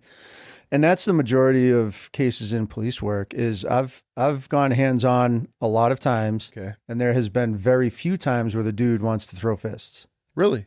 A lot of the times it's, they just want to get away and they're actively resistant, which means that limits your use of force options as well. Okay. So, like when I see dudes tase people when they're running away and then they do the NMI, the body stiffens up and they, like in our state, that's a no-go because you're actively resistant. So, okay. So the level of force, okay. I mean, every state could be different, but like we don't. But I feel you guys are pretty liberal when it comes to policing because of who's running your guys' state. So you agree that if somebody's running, you shouldn't be able to tase them? I think if somebody's combative, you could tase them. Okay. Or fists up, like they don't have to throw a fit. Sure. You don't have to wait to get if you punched. had somebody detained, I'm just throwing a scenario. Yeah. You have somebody, you got him against a car, you're about to search him, that dude dips and runs. Yeah. You don't feel a cop has the right to tase at that point? I don't think I wouldn't because I like to go hands-on faster than later. So to get my taser out and to have loose clothes and them moving, that's a harder target to hit. And you're like, how many times do you run and shoot your taser? Never. Never. How many times do you run and shoot? Not a lot unless you're a competitive shooter. Probably never. You run and stop and shoot or slow down and shoot. Yeah. So like you have that one window of squeezing that trigger on the taser and X amount of feet, however much line you have on that taser. Mm-hmm.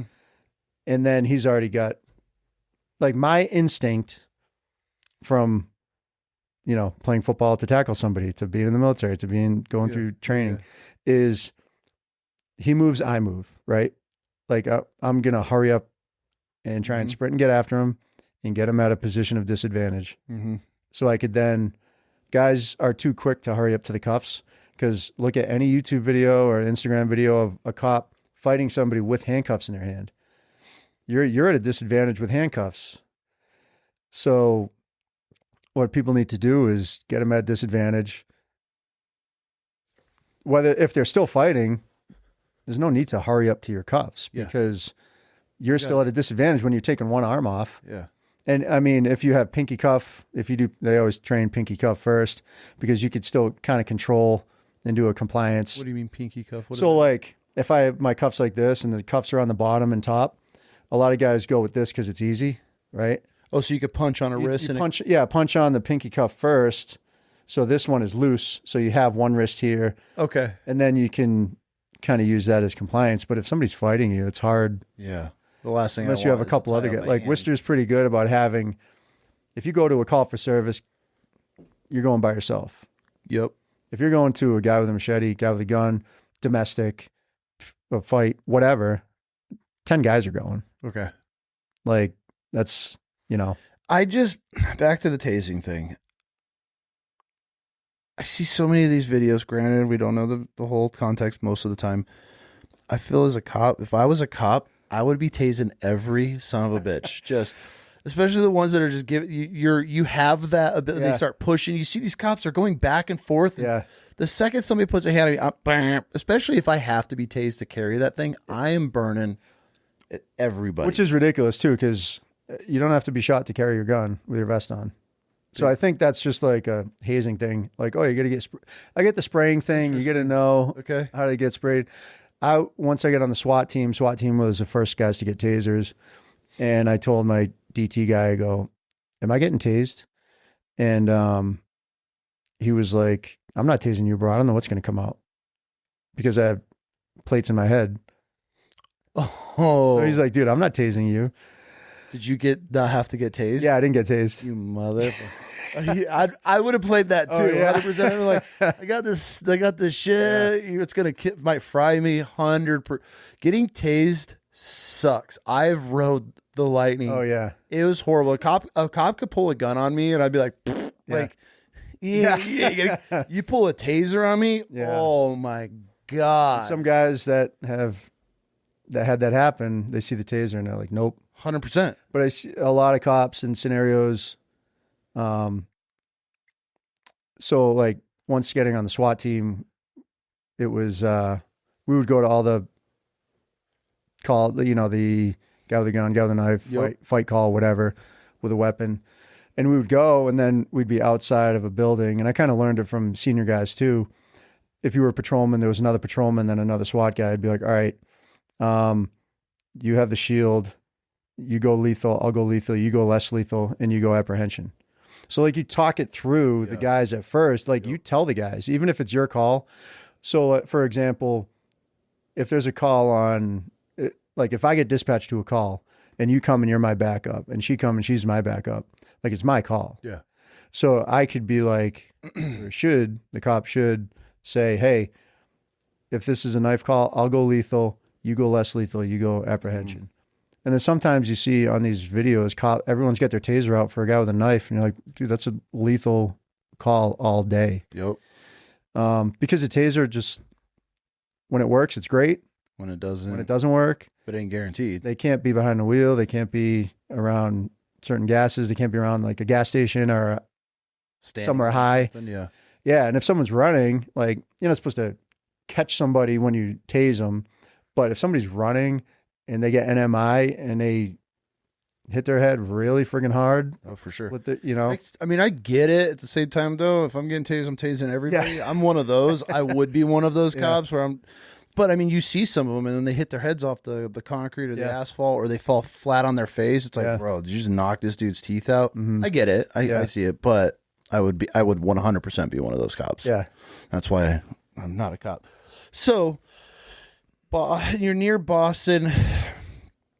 You did 18 years. You were there for some riots. Yeah.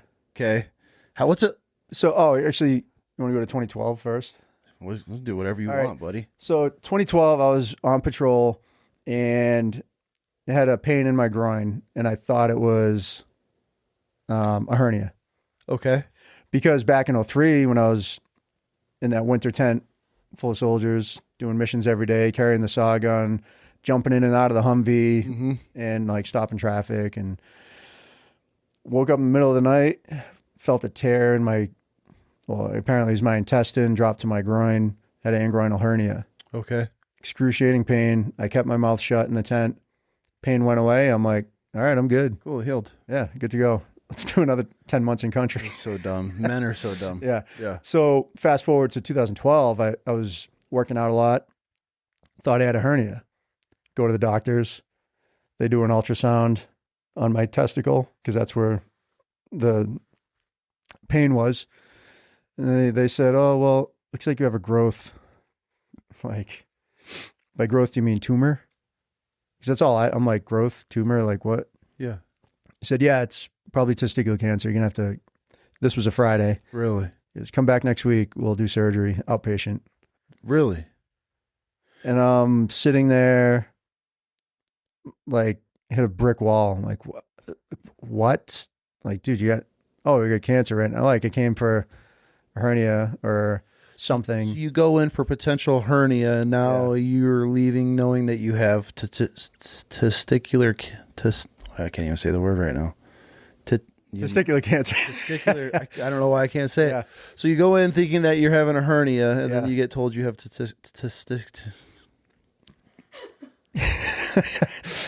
Testicular cancer. Yeah. I don't know why I can't say that word right now. So that's a shock to you. Yeah. Okay, so how are you processing this? Because I feel obviously cancer is a very scary word. Yeah. So testicular cancer, doing some research after, it's prominent between 16 and 30 years old for men. Really? Yeah. So, I did not know those ages. yep. I was 29 at the time, which I was like, almost made it.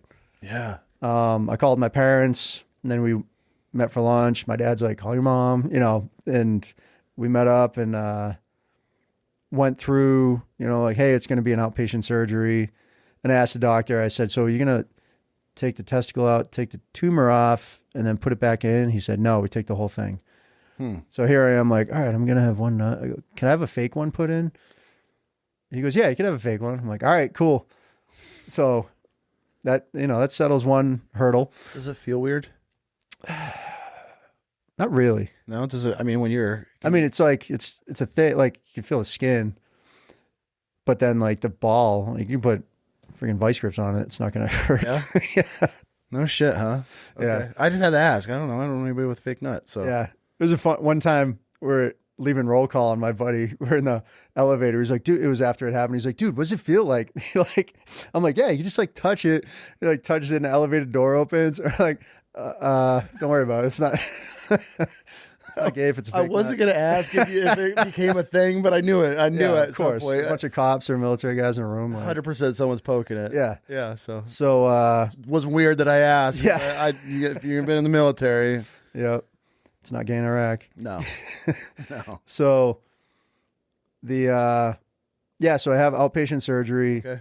heal up. It wasn't crazy painful. A couple days at home. Then a few months went by. I had some more scans. Then they found some swollen lymph nodes. You have lymph nodes all over your body. Mm-hmm. I had lymph nodes like towards the back, I guess, like kidney area.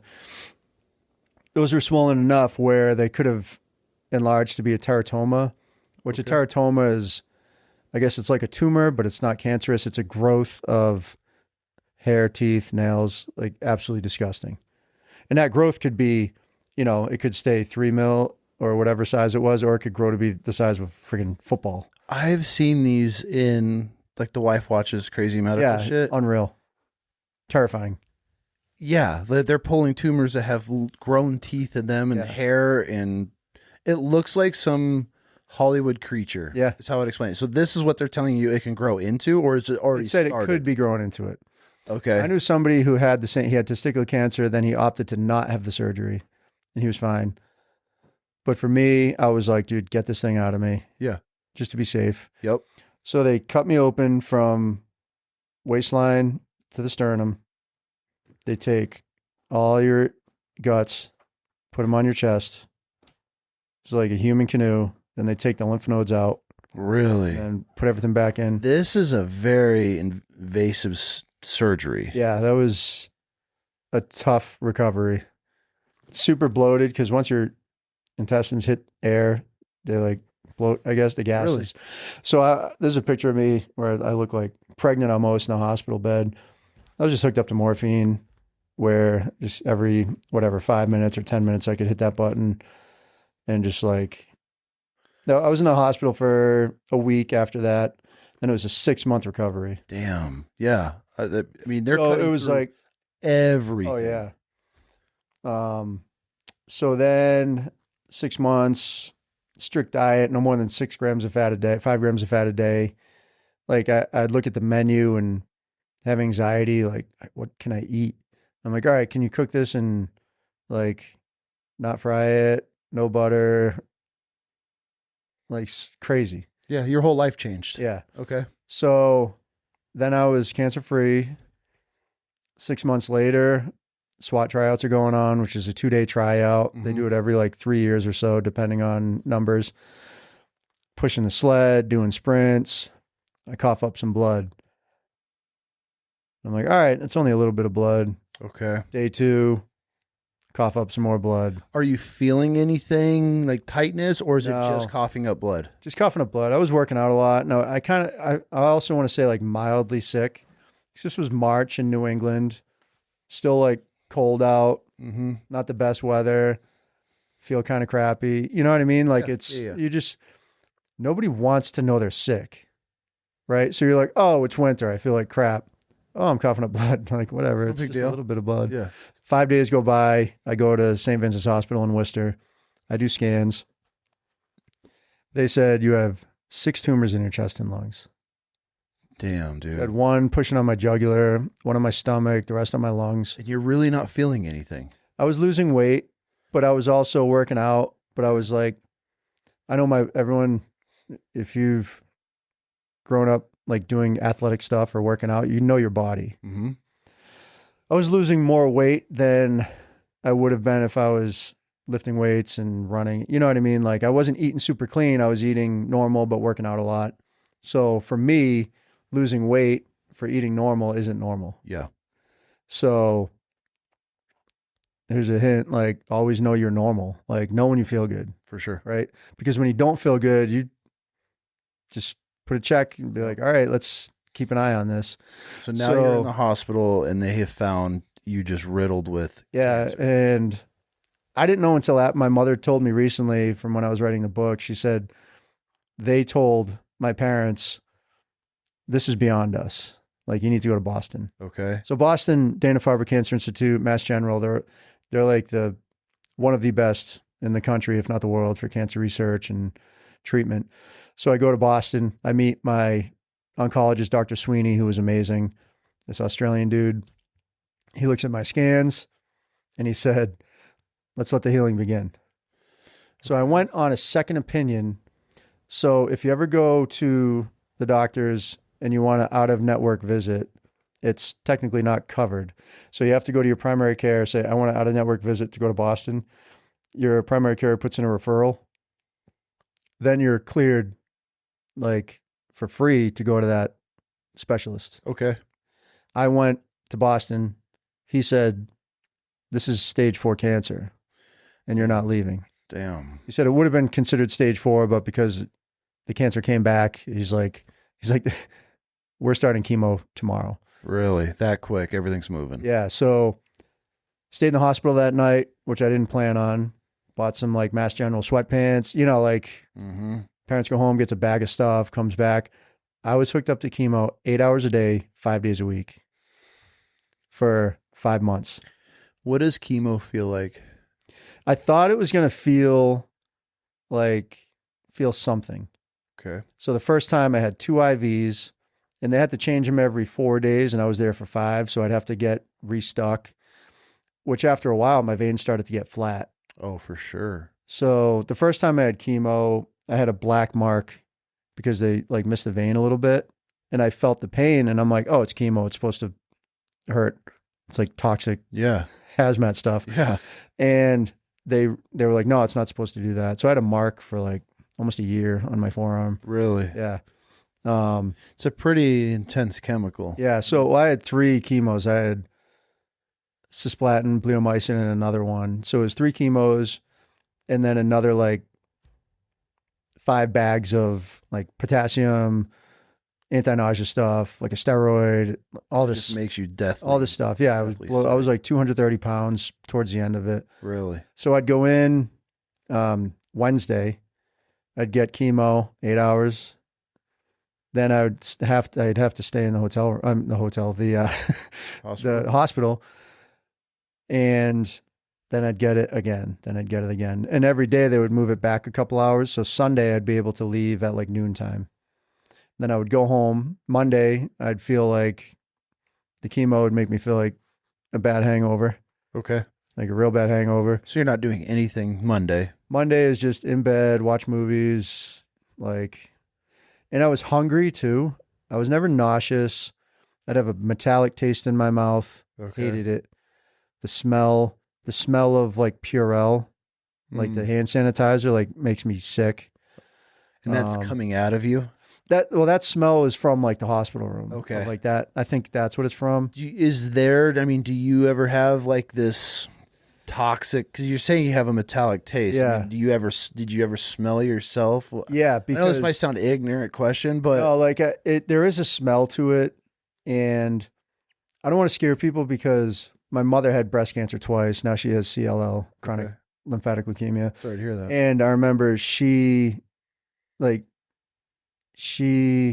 told me one day, it was me, my dad and my mother going to the elevator, and we hit it to go down to the, to get some food.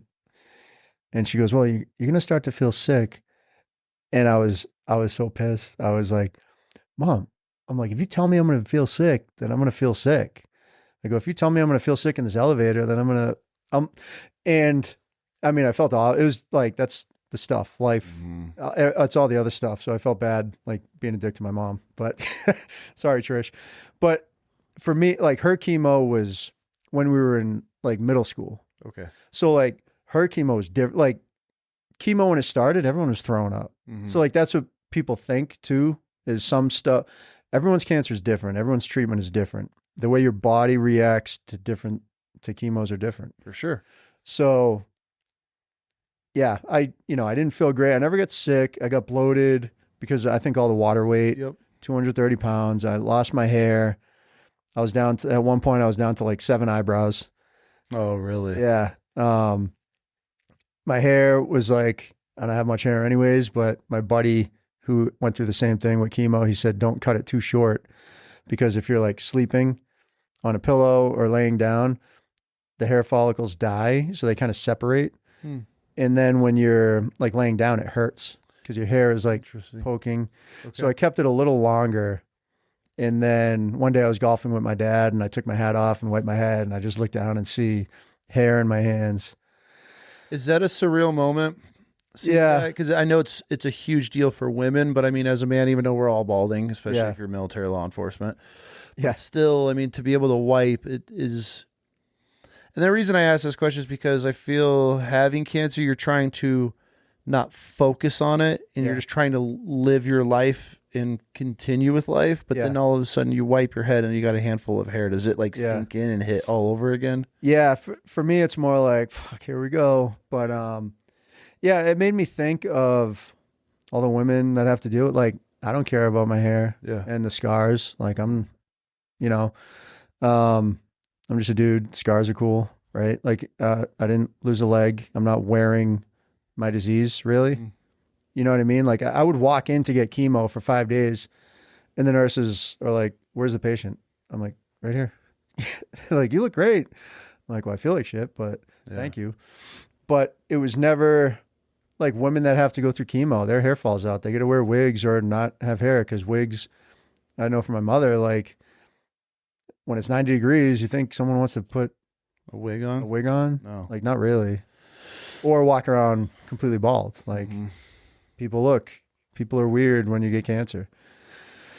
Like, you think, I don't know. It's, what do you mean by that? How? I think the reactions that people get when you're sick, either people think that it's like, not think it's contagious, but people that you wouldn't think get a little weirded out. Like, I was around some people that were close and then like never came to the hospital. Yeah. And I'm like, that's fine. I had a lot of people come visit me in the hospital, but a few people, and I'm like, I get it. I don't like going to hospitals, but I think some people act differently. And I think people that are listening to this that have had cancer and experienced that, it's weird. People's reactions to things themselves a little bit. Yeah. Either because it could be because they're scared of it. It could be because they don't want to get you sick. A lot of reasons. It's a big, I don't know. There are a lot of, I could see every angle, especially if you think you have a cold, and obviously going through chemo's killing all of your good cells in your body. So you're more prone to coming down with a sickness, which can lead to a lot of other secondaries, which could eventually probably kill somebody. It's going through and to have such a weak immune system at the time. So I get it, but it's got to be tough because you feel super vulnerable, and then you start seeing your circle shrinking. People aren't around as much. So I'm sure that weighs on you as well. So whatever the reason may be. But I was lucky. I had a good support group. I had guys that worked overnight shift. They'd show up first thing in the morning. That's good. Parents would show up after work, or, my parents both own their own business. My mother's a hairdresser. Okay. Father runs a crane company now. So, they'd come in the afternoon, or my mother would come during the day or days off, and a lot of Netflix, a lot of, It's funny too, because I remember I'm like, oh, maybe I'll like learn how to play guitar or something. And it's just like, you feel like crap. You're in bed. Sometimes you just want to sleep. You just kind of fall into, and I loved watching movies on deployment because it would escape. I'd get a complete escape. And the same thing now, like, you watch a movie, I'm into it until it's over. Then it's like, all right, back to reality. Yeah. So I watched a lot of Netflix came out around then. So I was watching a lot of, Breaking Bad and all that. Yep.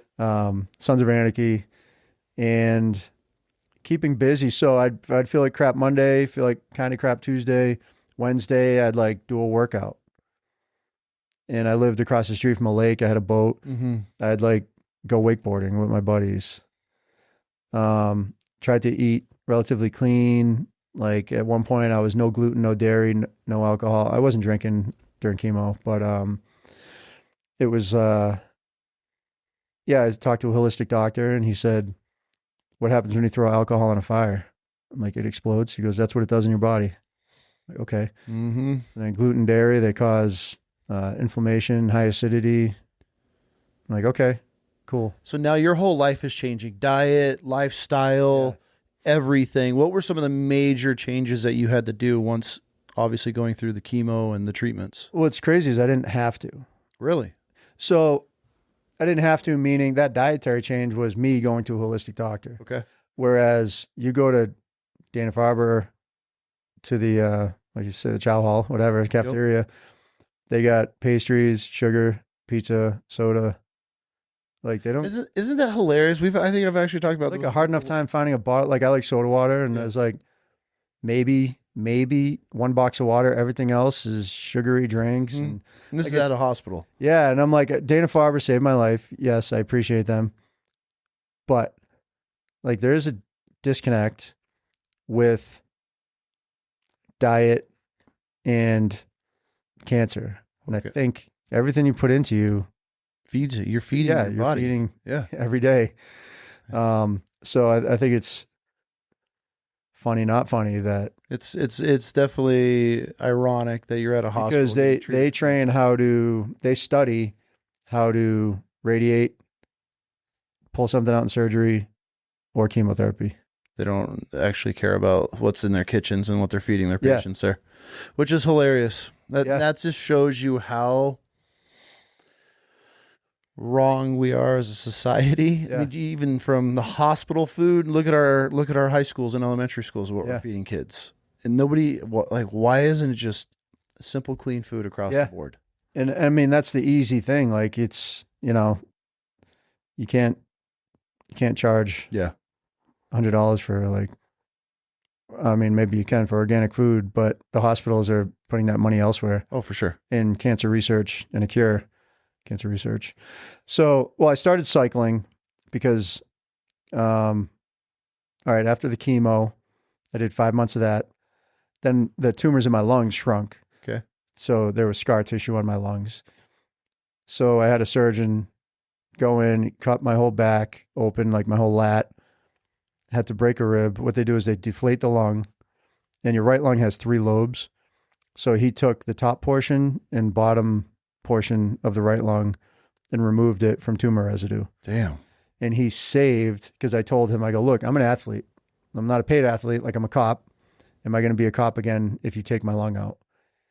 So I think any other hospital would have done the easy thing, taken my lung out. This guy turned a 3-hour surgery into a 6-hour surgery. And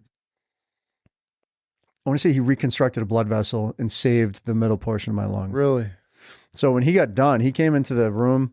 I was out of it and sore. And he told my parents, like, that was fun. Like, that's the dude you want operating on you, who's going to go an extra 3 hours to save your lung, because he knows.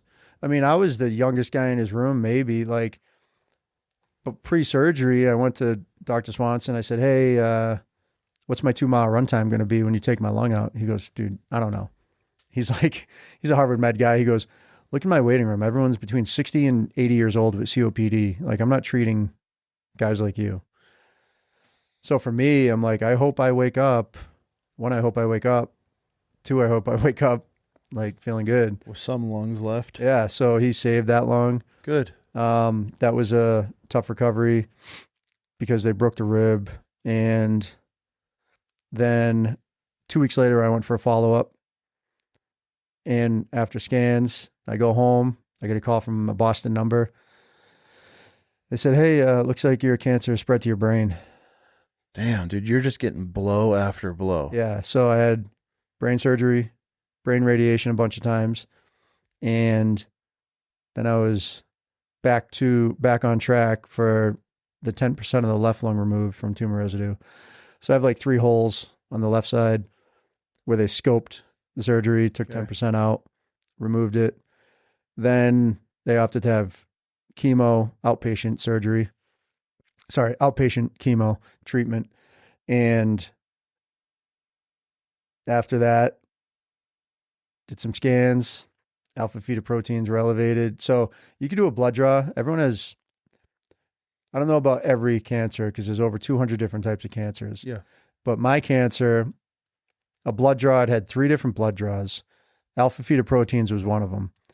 And my alpha fetoproteins were elevated every time I had tumors. Okay.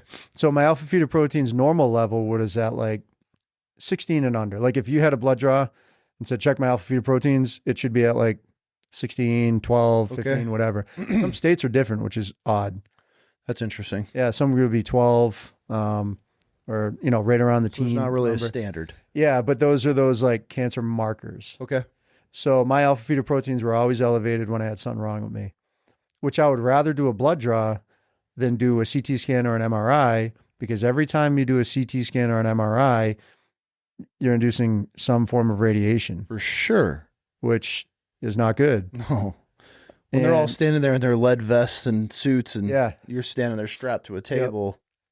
So I would try to, they're like, oh, we'll do CT scans. I'm like, nope, I'm good. Unless something is telling you to do that, like raise blood levels or whatever. Yeah. I just don't want to expose myself to radiation. So check my levels again, second brain tumor. Oh my God. So with the brain tumors, they cut the skin, cut a hole, pull the skull out, a circle of the skull, remove the tumor that was resting on the brain, put the skull back in, put a screw in a clip. And that's when I was talking about being tased. I'm like, hey, am I going to get tased? And the dude's like, bro, I'm not tasing you. I don't know what's going to come out. So that's stem from that. Yeah. So brain surgery, brain radiation, and then I was back to work. And brain surgery there's no muscle there. There's nothing up there. So the recovery was easy. It was 3 days. All this other stuff where they're tearing through muscle tissue, that's a slow recovery. Well, and I could be wrong, but there's no pain receptors in your brain too, right? I mean, no idea. Am I wrong on that? You know everything. Hey, you do. I want to say you don't have brain or pain receptors in your brain. That's why Which was funny before that is my left side of my body, my left leg was a little like tingly. Okay. And I chalked it up as I've been in bed a lot. I've been, you know what I mean? Like in the hospital a lot. Something. After that was pulled out, the tingling went away. So I believe the right side of your brain works the left side of your body, vice versa. So once that happened, it was interesting how that went away. Interesting. Yeah, very. So now you've gone through testicular cancer, 2 lung surgeries, 2 brain surgeries, 2 rounds of chemo, 2 rounds of radiation. All within what amount of time? 3 years. Wow. So 2012 to 2015, I had 10 procedures. And you're still wanting to be a SWAT officer?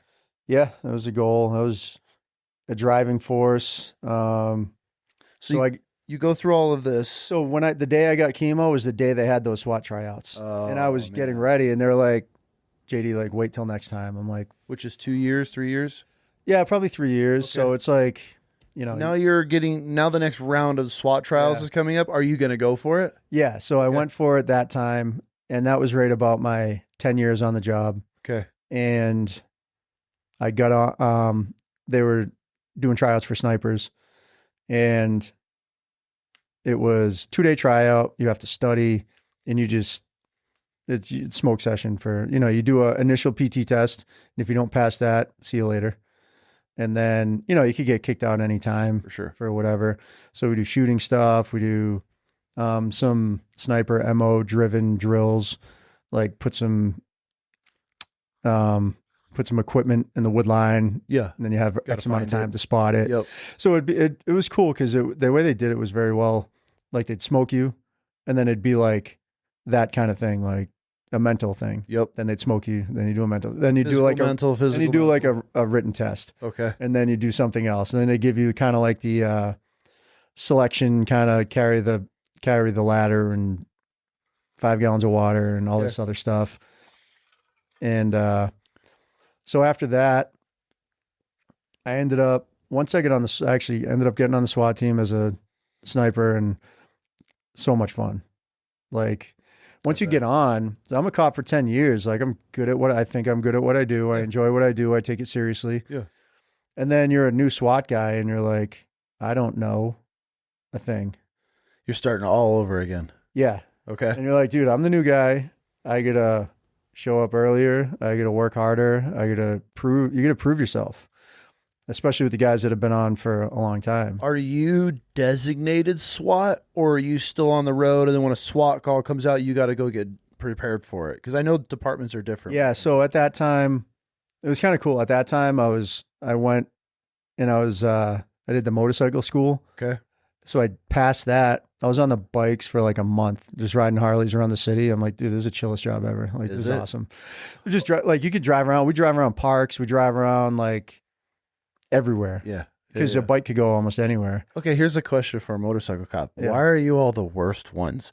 If you ever get pulled over by a bike cop, you're not getting out of a ticket. Well, those are traffic guys. We're in traffic. So Worcester has a lot of different divisions. Like we'll do operations, which is patrol. We have vice squad. We have gang unit. We have traffic. So traffic guys write the tickets. Okay. And then we're more of like the community policing of like go behind City Hall, kick some of the bums out, like go to the parks where kids are trying to play. And then there's people shooting up like, hey, beat it, dude. Like, okay. So that kind of thing. Okay. And we're on these old Harleys. So they're like, don't drive around all day. So we like drive around for a half hour and we'd have a partner. So we'd be like, all right, yeah, let's go get some coffee. And really? Like, drive around a bit and I'd be like, yeah, let's go to this coffee place. Let's go to Dunkin' Donuts. Yeah, let's go to Dunk's. Let's go to Miss Worcester. Let's yeah. like all these different diners. That's a pretty skate ass job. Dude, so it was the best. They're like, dude, put on some sunscreen, bring the bottle of water, and just cruise. Good to go. Yeah. So then getting paid for that. Yeah. Okay, that's legit. And it was too chill though. For 10 years on, and I'm like, still want to do cop stuff. Okay. Like, you're not really doing cop stuff because you're not an operations guy. You could go to the calls. You're more of just policing the community. You're more of a presence. People there. love it. Every time somebody sees a guy on a cop on a bike, they're like, dude, good day to ride. It's like, yeah, it is. Yeah. And cops on bikes will ride until they can't ride. Like, it'll be freezing rain. They're still out there. Uh-huh. They're out there until their boss says, you get to ride in a cruiser. And then they're like, fuck. Yeah. Right? Like, would you rather be on a momotorcycle or be in a sure. cruiser humping calls? For sure. So I was on that for a month because they don't pick SWAT right away. The SWAT team meets up. They say, all right, like you could score top charts. Like you could be a stud and everything. But if you're not a guy that has good morals, like you're not getting so you're kind of peered in. Yeah. Okay. That makes sense. Yeah. So it's a good system. So a month goes by and then they're like, hey, you made SWAT. And at that time we had emergency operations, which is EOP, full-time SWAT, which is awesome. Okay. So I was on day shift. I stayed on day shift. So it'd be me, best friend AC. He was a team leader, and cruise around, go work out, listen to the radio. Hey, guy with a gun. All right, go to that call. Really? Guy with a knife. Go with that call. Barricaded subject. And how often is that happening? We'd go to a couple calls a day. Like we'd assist. They'd be like, hey, an alarm call. It's a clear building. Like, all right, let's go do some Are you guys training. full kitted up, or you have everything with you? So we'd have Ford Explorers. We'd have a safe in the back. So we'd have shield. We'd have some tools with us, some other guns with us. We'd have our ARs. Yeah. And we would go to calls. We would assist with state police. We get a buddy on the state police. He'd be like, hey, JD, can you run this? And they'd be doing their stuff in the city. We'd help out DEA, ATF.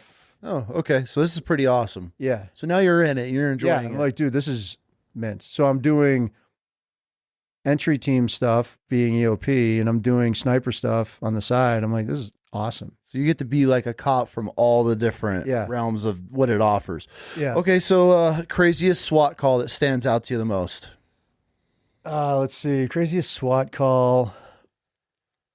So I'll get into the riots in a minute, but the crazy one was I was home. I usually do like Monday night dinners at my parents' next town over. Okay. I think AC called me and he goes, it was kind of like, so sometimes we'll have a full call out where it's a recorded service. Somebody will call barricaded subject with a gun, whatever. It goes out, barricaded subject, meet at the station as soon as possible. Okay. So the whole SWAT team goes. Okay. Sometimes the SWAT guy is already working, whether they're in operations, doing calls, gang unit, detectives, whatever. Then they'll get on their gear. So we there was a thing we were kind of doing like half-ass call outs where they'd call like 6 guys or 10 guys and be like, hey, come in. AC called me. I fly to the station, get my gear. Negotiators were there. So this was Union Station, the hub for train station and bus station. And there's a restaurant and stuff. And then attached to that is a 6-story parking garage. Okay. So I didn't see, because I was driving too fast. AC he's been on the SWAT team forever. So he's just like, dude, I'll get there when I get there. At home, finish feeding the kids, whatever. Perks. But he's never late, right? Okay. Like I'll be flying, hustling, then all of a sudden he walks in. I'm like, how do you do that? So he was driving down Grafton Street and you could see the top of Union Station, the parking garage. He said this dude was standing on the edge, like ready to jump. He looked like a gargoyle. Really? So this guy walked up inside the parking garage and then climbed outside to get on the roof of the parking garage. And the roof was flat. And then it had a little, like maybe a 4-inch lip and then a slanted piece, like a tile or a piece of concrete. And then it was down 6 stories. Oh, okay. He was like on that angled piece. It's getting dark. It's dark, windy, cold rain. Like it was in the fall, I think. So every scenario to make it. Yeah. So in the middle where we walked up the ladder to get, there's like a manhole and it flipped up towards the guy. And one of our SWAT team guys had the beanbag shotgun that's supposed to incapacitate. And he's like ready, kind of hidden. And the negotiators are talking to the guy, trying to get him to walk away from the edge. Yeah. Me, AC, and Bobby I had the shield and a taser, and I'm by the edge, but away from him. Okay. And You're Bobby's 6 behind stories me. high, right? Yeah. Okay. And then AC's behind me. And the whole time I'm like, this is taking a while, and run through scenarios in your head. And I'm like, man, that'd be wild if we're just like hanging over the edge, like you see in the movies, like grabbing the guy. I'm like, all right, let's back to reality. Let's figure this out. Got the taser. He's looking at me and I'm not pointing it at him. I'm like trying to show that I'm not being super vigilant or hyper vigilant. I'm just like, dude, I'm here. Like he had a blade on him. I mean, and then you're dealing with somebody that's obviously on the verge of jumping. He's got a blade. So you have to play it super cool. You can't come into these scenarios aggressive because you're trying to aggression meets aggression. This guy. Yeah. Okay. So they're trying to gain some ground with him, talking to him. He wants to call his mother. So we have these throw phone. So he walks away from the edge. And the plan was when he gets away from the edge, shoot him with the less than lethal and then apprehend him. He walks, I don't know how many feet, 20 feet, enough away where we're like, it's safe enough where he's away from the edge. Because you don't want to chase somebody off an edge. Dude, he walks the phone, shoot him with the beanbag gun. Boom, boom, boom. I think 5 or 6 shots. He turns and runs to the edge. And this is a busy area. There's like 100 or so people watching. Oh, it's a scene at this point. It's a scene. It was on YouTube and somebody pulled it down and should have kept it. But he runs to the edge. I drop the shield and taser and I just start running towards him. Okay. Right when I get to him, I feel my shoulder. I don't know if it was AC or Bobby moved. The guy went to the edge and he had I think it was a razor knife. He got to the edge and turned. So when he turned, I was over here. I grabbed like single leg, his left leg. Bobby grabbed his right leg and he fell over backwards over the edge. And he's fighting us as he's doing it. And I land on my chest and I'm looking down like 6 stories to the sidewalk. So this dude is dangling over the edge and you have his legs? Yeah. And you're looking over the edge? Yeah. And I'm like, we're going over. Okay. And then all of a sudden I feel AC, like they jumped on us to keep us from falling. For sure. Like everybody, it was nuts. And on the YouTube video, you could see the flashlight from the shield and you could see the guy walk away. And then all of a sudden he runs back and you hear people screaming like in horror. And then all of a sudden when we grab him, you just see dark shadows and he's hanging over and you hear, wow, wow. And then people are cheering and you have no idea clapping. what's going on. And they're just like, they knew that we caught him. Okay. So everyone's like cheering and like, Ain't over yet. dude, it was nuts. So while he's hanging over the edge, is he trying to cut you guys? I think he dropped the knife at some point because like we didn't get cut, or he was so far over that he like was hanging. Yeah. And the guys on the 5th floor saw his like head. Okay. Like, he was low, which means we probably had around his knees or shins or like it could have been his thigh because the roof was so low, but that was. How did you guys just pull him back up over the edge?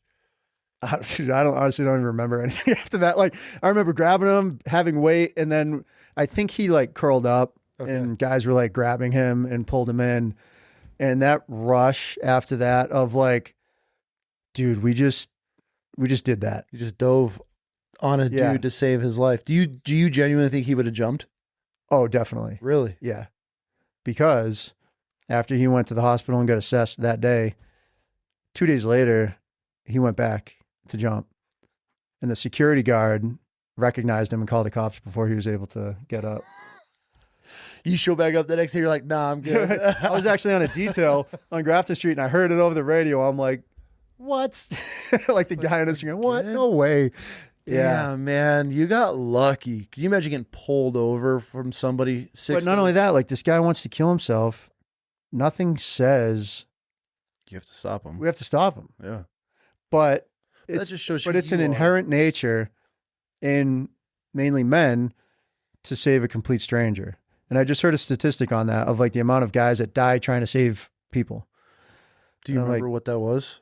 No, it was a lower number. Yeah. But guys step in to help. Well, it's like jumping on a grenade. Yeah. You don't know who, I mean, obviously a lot of people aren't, but then I feel like I'm not comparing it because there are dudes that have lived. You got the Kyle Carpenters in the world that have jumped on grenades and lived, but it's that snap of a finger reaction time if you're going to do it or not. You're not thinking like, oh shit, this is my time. It's a natural reaction to be able to act that quick. So what we did after that, I got a hold of my buddy who's a PJ, former PJ, and he was like, were you guys hard-lined in? I'm like, what's that? And I'm familiar with rock climbing. I like climbing. I'm not great with ropes or anything. So basically he showed me and my buddy, he goes, dude, buy 30 feet of 10 mil rope, get a harness, get a few carabiners, get a prusik, like a thinner rope you could use to choke it off to like for your distance. Okay. So we went back up to the roof and we, kind of ran through scenarios and we go, we don't like, look, we're not trying to rappel. There was days where our SWAT team was rappelling and it was like, nobody used it. Yeah. There's a time and a place. I think guys should know it.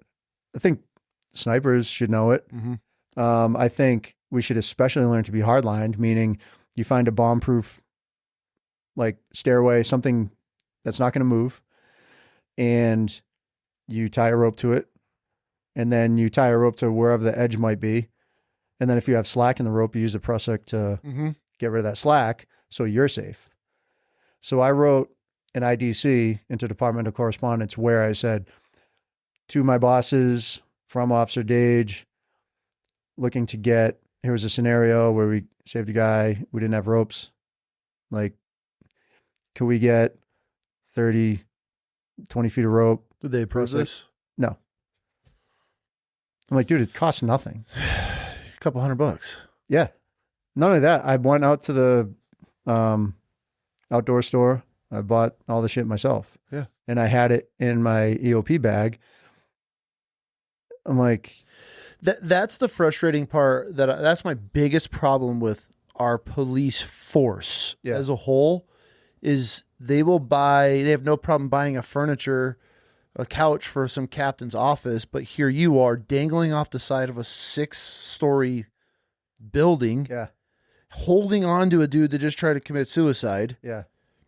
And you write up an op order, or hey, this is my recommendation to get carabiners and harnesses. So if this scenario happens again, we can 100% guarantee we're going to save officers' life if they get pulled over. And then the department denies that. Yeah. And you're in it. A couple of full sets would cost you less than $500. You're talking D-rings, some carabiners. Keep it in the EOP car, so even 2 guys have it, like whatever. So I pulled it out 2 more times while working EOP for like jumpers. Yeah. Especially on the East Coast. I mean, you saw we don't have the skyscrapers, but it's not even that high. Even a couple stories though. I went to one call. It was an overnight call, and I'm like looking. I'm like, there was nothing in this apartment. So I'm like, the toilet, and guys like, that ain't gonna work. So I went out into the hallway, started tying off to this big banister and a couple other things, and then I go back in. This dude was 400 pounds on a fire escape, like 3 or 4 floors up. And in my head, I'm like, how? I can't let him grab on. The only thing I could do is sneak up on him somehow and pull him in. Yeah. Like, if this guy goes, he's going. Yeah. And I got set for it.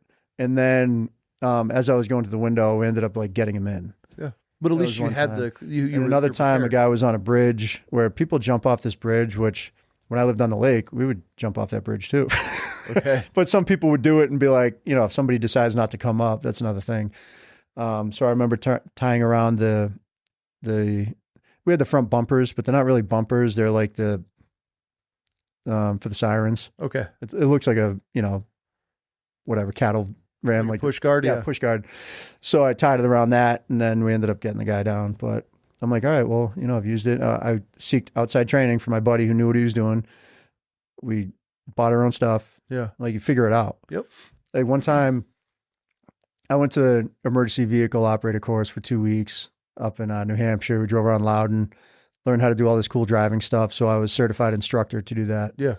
And when I sit in the cruiser, I like a high visual horizon, like fist to the root. You know what I mean? Like, you're spacing. My knees are almost touching the dash. That way you have more control of the steering wheel. And our SWAT car, like, the seat was broken. Like, the electrical thing. And they're like, yeah, we can't fix it. I'm like, okay. So the seat was like super low. I ended up like finding a broken cinder block behind the dumpster, lift the seat, stick the cinder block under it. And I'm like, welcome to the 21st century. Like, dude. Like, it is mind-boggling. Yeah. But they'll find funds for other dumb shit. And then when it comes to training and proper equipment, there's... the thing around where we are, like, cops get paid well, which is a bonus.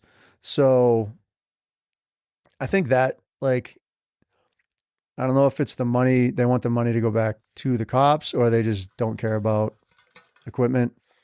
Like, we recently got, like, I think last week, got a Bearcat. Okay. And they were offered to us from the post-military stuff, like for $1 and stuff. We can't put it anywhere. We can't do all this. And I mean, we need it. Like, there's been scenarios where we go to the guy shooting up, like, our SWAT vans were plumber vans. Like, one of the SWAT vans I got was empty, and they knew I knew how to weld. They're like, hey, could you weld bench seats in the back? I was like, yeah, I could do that. So I like welded up bench seats. I'm like, this is the second largest city in Mass. And you're doing it on your time. Yeah. Well, made out like it's, if you don't do it, then you don't have it. And at the same time, you care. Yeah. You enjoy your job. So it's just, okay, let's just get it done. Yeah. But you would like to see... It's like, why don't we buy... Like, I remember they were looking at up-armored vans, so they don't look like a Bearcat. Yeah. They don't take up that... We're in the city. We got tight streets. Bearcats are horrible for city environments. Oh, yeah. Yeah. Which a lot of these departments don't realize. So they do need a smaller armored vehicle. Would probably and I remember looking at the sheets, and they're like, yeah, we're not going to do it. I'm like, all right, makes sense. makes sense if it makes sense, and you know, they're not going to do it. Yeah. That's life. Yeah. Oh, so that was the rooftop one. Another one was I was working during the riots, like post George Floyd riots. Yeah. How was that? That was, we were on standby. Like Worcester's second largest city. We're not as big as Boston by any means. Like our riots are protesters who want to protest. Mm-hmm. Like, good on you. Everybody has that right. Then there's people who are like the onlookers who are just like, look, they're, you know, and then you got the Worcesterites who sometimes have a criminal background and then they see the opportunity to start throwing rocks and the agitators. Yeah. So if you're breaking down riot scenario, there's 3 categories of people there. You have your protesters. I mean, and this is me saying it because we've seen, like, we had protests and they'll march around and they're not big enough to really cause big issues, like in some of the big cities around the country. And it's like some people show up, they give some speeches, but then like we literally had people. So Clark University is in Maine South, which is a rough area. And it's a lot of college kids, call them Clarkies.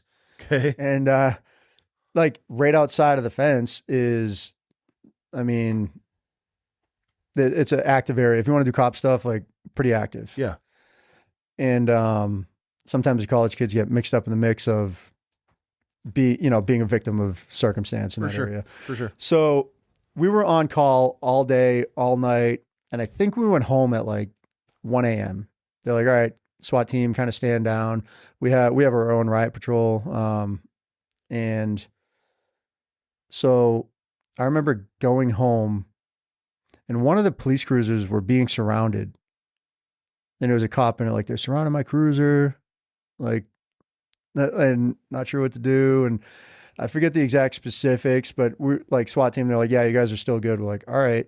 So I go home, take some melatonin, lay down, eyes closed, call out.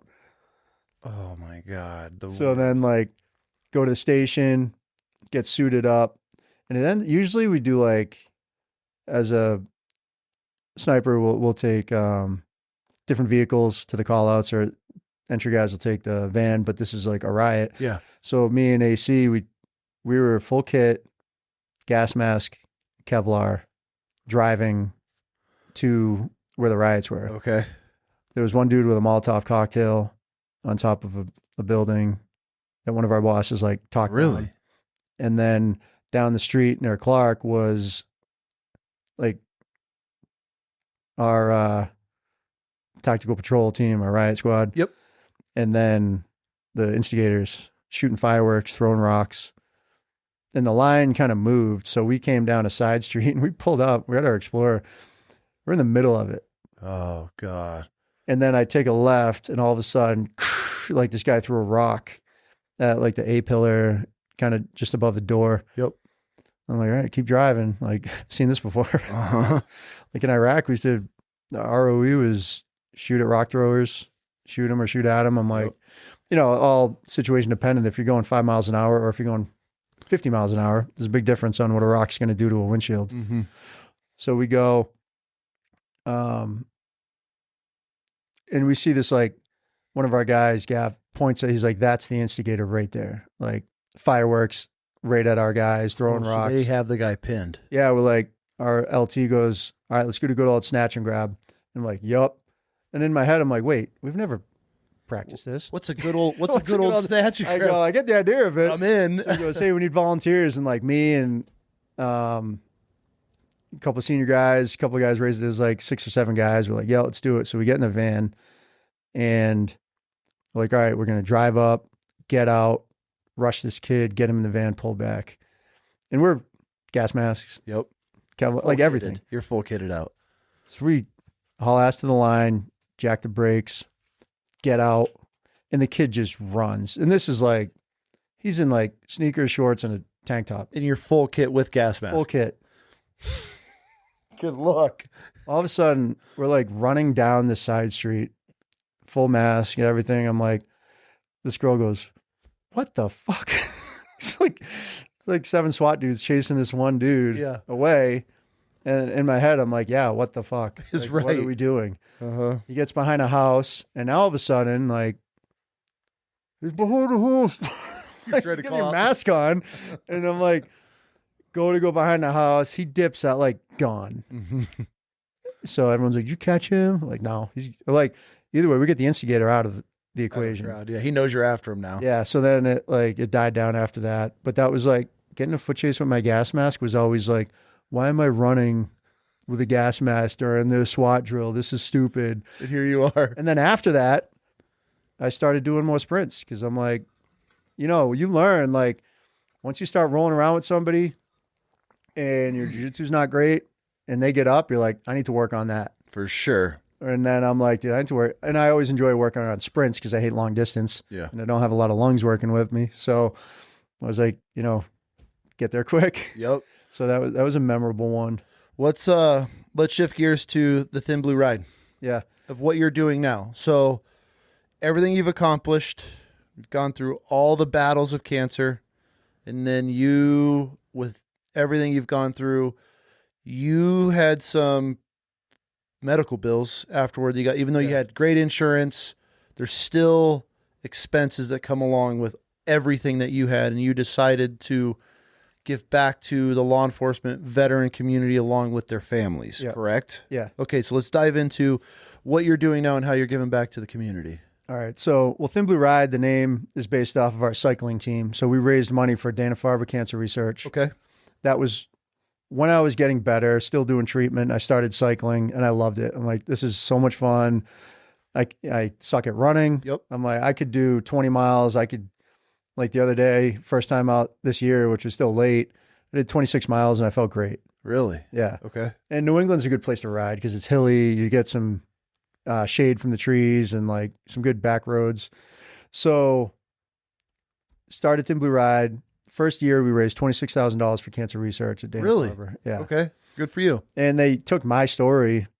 I think WBZ from Boston highlighted me as one of their opening ceremony scenes because I thought my cancer stuff was normal. And little did I know, people are like, you should write a book. You should do this. So once I sat in the back seat and I'm like, oh, that wasn't normal for me to get cancer 27 times. So turned it into a 501c3. Okay. I had $26,000 in copays, like CT scan, that's $600 copay. 5 days in the hospital without insurance, it's 35 grand. What do you think the copay is going to be? So my friends had a benefit from me, raised a good amount of money. I paid off credit card debt. I wasn't working. I was working as if I was getting paid 40 hours a week through our sick bank, which was great, but not everyone has that. Yeah. Some people work a lot of details, meaning they work road jobs and they get paid good money, but you're also working.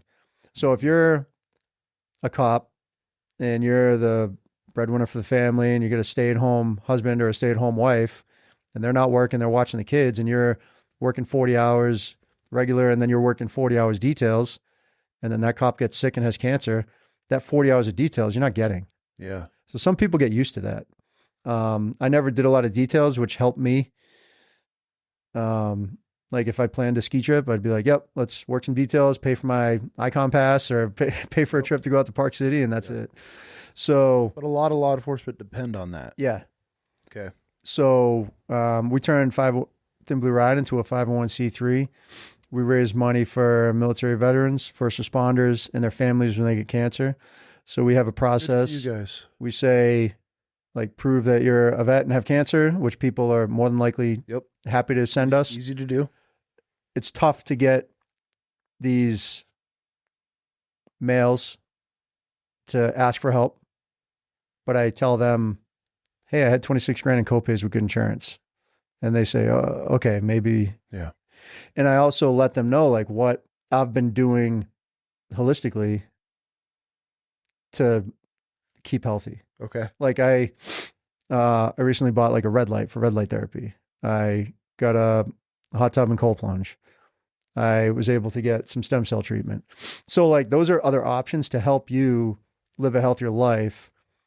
It costs money, but so doesn't your health. Like what's that worth? For sure. So now that you're dealing with,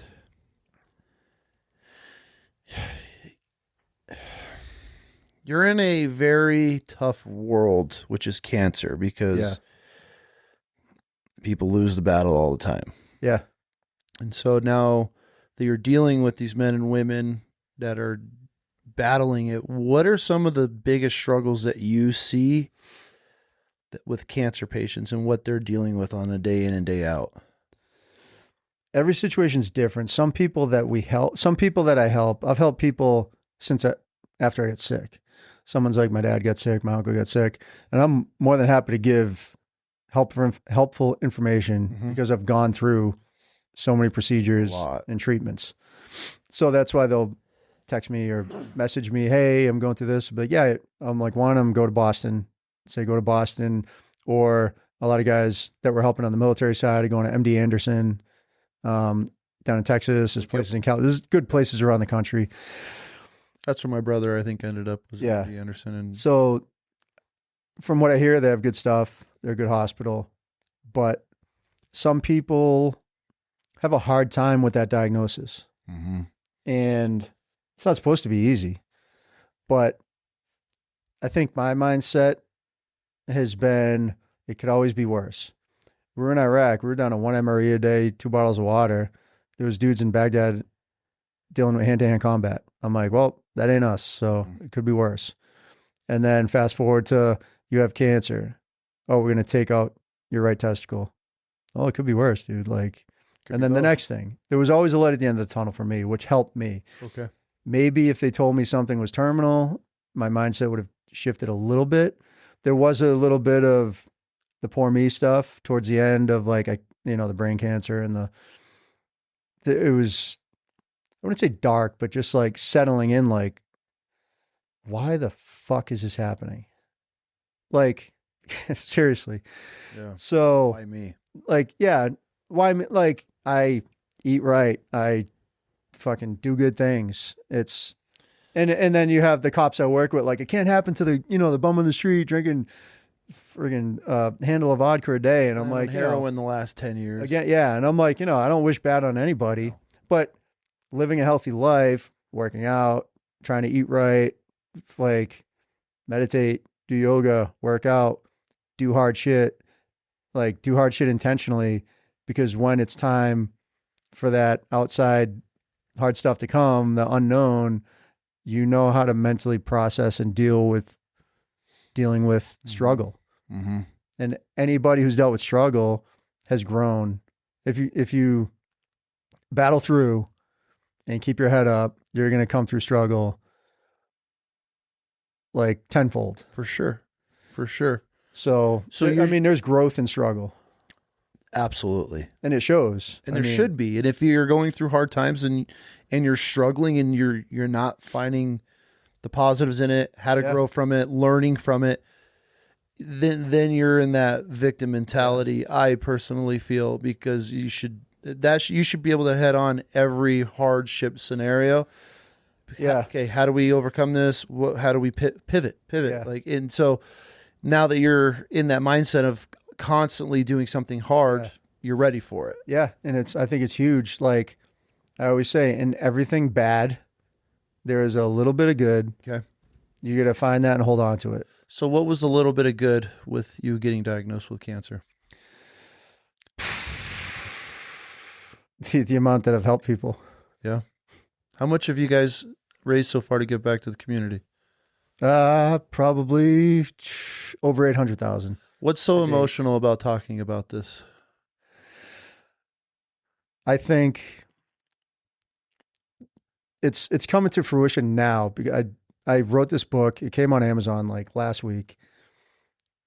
I got a screenshot from my aunt whose friend is reading it and said she can't put it down. And I hope he's doing well. I got a guy who's dealing with CML, who's a cop, who was having a hard time with his diagnosis. I talked to him for an hour and a half last week, and he sent me a picture, like he went on a bike ride. Really? And he's highlighting stuff I wrote in the book. I'm like, that's what it's all about. Because there was a point in my life, like post-Iraq, maybe pre-Iraq, being in the military. And I told myself, I'm like, my life resume sucks. I'm like, I've been doing some good stuff, but nothing great. I like what I do. I don't love what I do. There's something that's missing. More purpose. Yeah. And like, this is it. And literally like this week, it's like all coming to fruition for you. I'm happy for you, man. That's pretty awesome. Feels good. And to be able to give back to the community, it's tough. Yeah. And for people listening, to start your own 501, and I think I was looking at numbers, you're just short of almost raising $1 million so far that you've given back to veterans and law enforcement, which is an incredible thing. So, like, we raise money. We don't take any of the money. Me, my buddy Joe, my buddy Mike, Joe's another cop. Mike's my buddy who got me into cycling, who's a CEO. My buddy Justin, like I say it's easy. We facilitate. Okay. We find out somebody's sick. We tell them we're going to help them. We get the info we need. We put a post up. We say, hey, so-and-so is sick. Put up some pictures of them. We could be as detailed or as vague as I want. Raise money for them. Okay. Give them a check. And we add funds to it. It could be $100. It could be $5,000, depending on like what's raised. Like if we raise $250 for somebody, we'll add another like $250 to it. Okay. If we raise $35,000 for somebody, we'll add like $5,000 to it. And we're a small nonprofit. We've helped people in California, Texas, so you're nationwide, all over, and we're trying to like follow Thin Blue Ride on Instagram and social media and go to our website. And like, I want people to be like, oh, I know somebody that could help you. Mm-hmm. And we could help you. Like if you don't want money, I could talk to you. We can get you on the right path. Like I like sharing my story if it's going to help people. I have a campaign that you need to do. Yeah. You need to get veterans and law enforcement officers that are into riding and map out a path. And you need to do a ride, a long distance ride, maybe East Coast to down to Florida, whatever, east to west, to raise awareness for this, because that would be extremely impactful to have people that have served our country, law enforcement or veterans, coming together that have now battling cancer due to burn pits. I feel my time's coming. How many veterans are we seeing now that are dealing with the VA? I don't know if you know, like you've seen some huge things on that. That's, I guess, my next question. But it would be cool to see that come together. Yeah. And then to raise that awareness, that level of awareness that would come from it, that would put eyeballs on it. That was always the thing in the back of my head. I always wanted to go west to east or do a big ride. What's stopping you? I think, I don't know, maybe logistics, maybe the reality. No. Absolute logistics. Get out of here. No, it'd be a nightmare, but it's doable. Yeah. And let's just see the traction that it gains. Yeah. I'll ride with you through Idaho if you come this way. All right. I mean, I love the idea of it. You're doing it. Yeah. I'm fucking putting this on the internet. I'm going to clip this spot just to put you on blast to help raise awareness for your organization. Because you're doing incredible things. You're not taking any money. You're raising money just to give to these men and women that are coming down with cancer. Yeah. Because there's a lot of co-pays. There's a lot. They're missing work. So they're not being, a lot of companies aren't just helping that. Yeah. And like, I look at my brother, and this is why it means a lot to me, because my brother was the provider for his family. He wasn't a veteran or military. He was just a blue collar guy. Mm-hmm. I remember talking to my mom, and I'm like, how's Dave feeling? She's like, God, he just got home. He's been in attics cleaning out bats and raccoons out of people's, because he was a state trapper guy. And he just finished chemo 2 days ago, but he had to go back. And he's deathly ill, climbing in 150-degree attics in Houston. In the heat with chemo. I passed out of the restaurant one time. It was like super hot, didn't hydrate enough because I was somewhere, I went to like a fair or something. Yeah. And I'm like, oh, I feel funny. And then I'm like, I got to go to the bathroom, which I didn't have to go to the bathroom. I knew something was weird. So I'm like, I got to go. I'm glad I didn't go because I passed out right at the table. And this was before the last session of chemo of the 5 days. Oh, okay. So then I go back to the hospital. They're like, "Oh, did you have a seizure?" So they're doing all these other scans, and I'm just like, "No, it's heat exhaustion. I know it is." Really? And then it, Yeah, it's it'll just get your you. body. Your body is resilient, but it goes through a lot of trauma when you're doing. So like the amount of trauma that my body's gone through with all these surgeries and stuff. Oh Like, yeah. And then you're expecting that husband or wife, whoever's yeah, providing, to just deal with it yeah. and go back to And work. another thing for the spouses too. Like I've seen it's very hard for the spouses to deal with cancer diagnosis For sure. because being a military guy, being a cop, we see a problem, we want to figure out a way over it, right? Yes. And that's how you get over things. Yep. If your wife or kid is sick, you can do nothing but just be there for them. Mm-hmm. You can't cure their disease. You can't make them feel better. Like and I've seen it. We're problem solvers and we can't solve that problem, which is tough. Yeah, that'll wear on you for sure. Yeah. I couldn't even imagine having to be a father or a husband and to watch your kids deteriorate. I watched my parents watch their son deteriorate to nothing. Yeah. That's the most traumatic, hardest shit I've ever had to go through. Yeah. Of watching my brother lose his battle. And so I get it. And the fact that you guys are what you're doing to help in those times it gets dark too. Like sometimes I'll get a call, somebody that we've helped passes away or somebody's diagnosed, and it just like wears on me. Even though I don't know them like I know a lot of my close friends. And then my wife's like, Kelly does a good job. She's like, all right, let's refocus his energy and, get to helping. It's kind of why I was asking a little bit ago if the help that it's got to be tough because you're getting to know these people on a personal level, as personal as you can get while they're going through their treatment and everything like that. And so you are building a bond and a relationship with them to certain levels. And not everybody's is not going to make it. Hey, I'm cancer free. A lot of people are getting the terminal call. Yeah. And then it's just, then you can't just turn off the support. You got to ride it all the way until their last breath. Yeah. And then now that's another one. And then you're helping the next person. And let's say they go. And so now with your line of work, it's, at least for us, we're getting to help these vets and we get to see this positive income and we spark this fire within them. And now they're doing incredible with you. Yeah, it is God's work because you're dealing with a lot of people that aren't making it. And I commend you for that.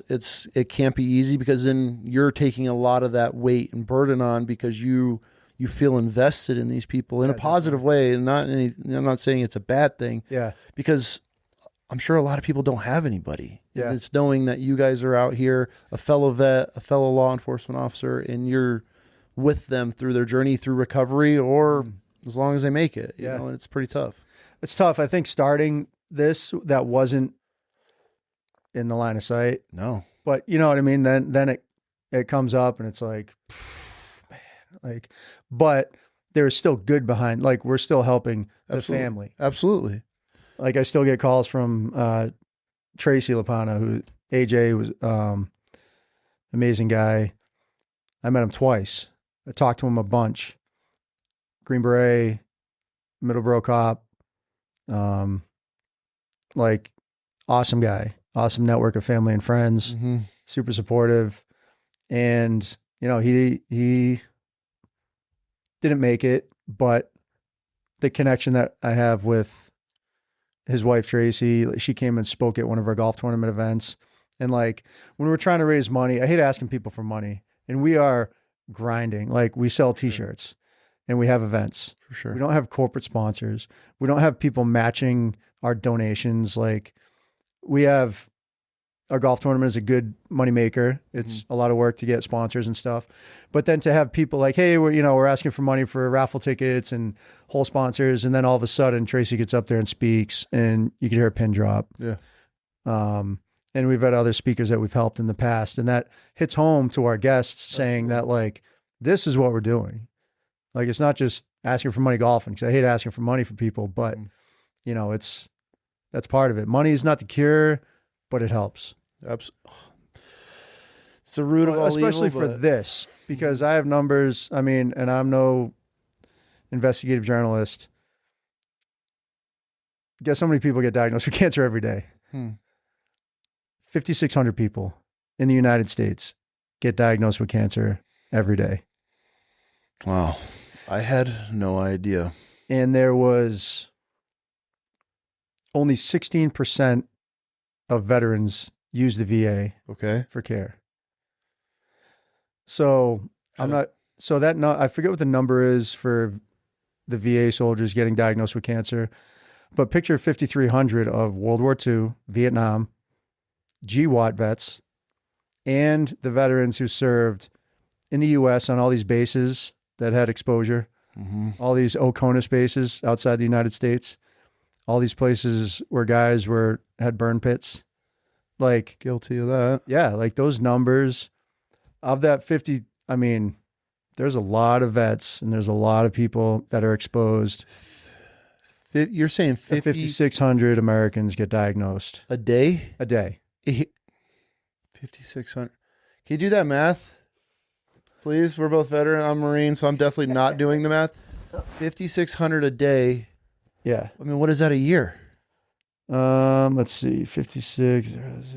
You're supposed to be the 65. 2 million. 2 million. 440,000. A year. And then there's also, let's see. I mean, never mind I have two numbers, 4.2 to 3.5 million veterans served global war on terror. And like, how many of those guys? Because you see these numbers. I haven't dug into them yet because it terrifies me. So 153 veterans a day are diagnosed, according to the VA, which only 16% of veterans use the VA. Only 16% of veterans use the VA? Yeah. And I mean, I get that through the National Library of Medicine. That's insane. These are quick searches that I've done. I'm not. Let's say it's 25% of veterans use the VA. That is insane to me. Over 500,000 of those have been diagnosed with cancer. Over 500,000 GWAT veterans have been diagnosed with cancer, not counting World War II. You know what I mean? The other vets, Vietnam, all that stuff. And those guys are tough as nails. They won't even go to the VA. And this isn't a thing. Like, why isn't this? Well, I mean, another thing is chemo companies is over 15 that I checked out. Pfizer made $5.1 billion in 2022 for cancer drugs. Okay, so let me ask you this question. How long were the lines at your chemo treatment? I go to Dana-Farber. If you go to any cancer clinic Monday through Friday, sometimes there's a line to get in at 7 a.m. and they're packed. Outpatient. They're just printing money. Yeah. They're printing money. There's no cure for cancer, right? 3 years ago, I got diagnosed with chronic myeloid leukemia. So it came back. I was 7 years cancer-free. Sorry to hear that, man. So I was taking Tasigna, which is a CML drug, causes bone pain, and I was working. I was on the mounted unit, riding horses in the city, which is crazy. So I was still on the SWAT team, but my regular day job was riding horses. Really? Yeah. One time AC called. He's like, "Hey, we get a SWAT call out," and I'm like, "Dude, heading to the station." Really? It was nuts. So funny. Really? Do you get to use that horse for force? Well, you can. Our horses were great. I was terrified to ride them. They were fun. And even horse people are like, you ride these things in the city? Like, people zip by on like the bikes or the mopeds with the loud exhaust, or the car backfires, or a guy jackhammering in the city, and the horse is like, you gotta hold those things down. They're wild. Yeah, that's legit. Yeah. So I mean, it was fun, but so then I was on the mounted unit, and I would go. We were posted up at the jail, House of Corrections, and we had our barn there, and I'd work out, and when I would run. At the time, I just turned 40, and my O2 levels were garbage. I'm like, what? I'm like, why does running feel like crap? I'm like, is this what old age is? Mm-hmm. And I went to the pulmonologist. She said, we need to do a stress test. So let's walk up and down the hallway. And I said, I can't, I go, could I run the stairs? So she said, yeah, I guess you could run the stairs. So I'm like, walking's not going to get my O2 levels down. So I walked down the stairs, run up, walk down, run up.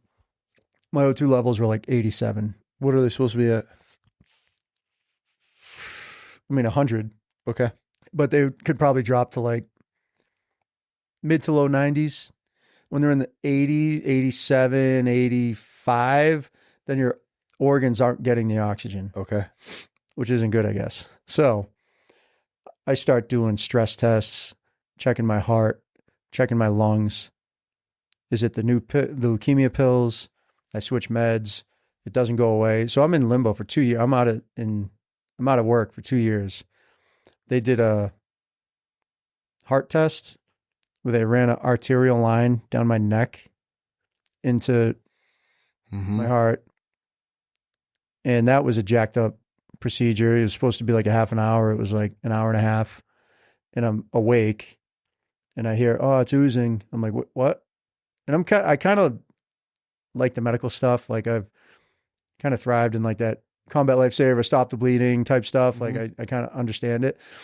And telling myself like, all right, stay calm. They're cutting in. He goes, oh, I'm going to need a stitch. I'm like, you didn't say that before. And then they push this thing down my artery.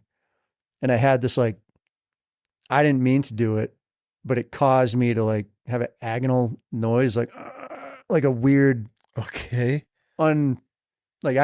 uncontrolled noise. Okay. And I said, hey, just to let you know, like, I didn't mean to make that noise. And they're like, yeah, your arteries are like really tight. I'm like, okay. And then the machine wasn't working to do some. So I was in the OR for a while and Kelly's in the waiting room. And then they said, yeah, we'll bring him out after a half an hour, 40 minutes, an hour and 20 minutes later, they wheel me out and go. So I have to go to this room to do a stress test.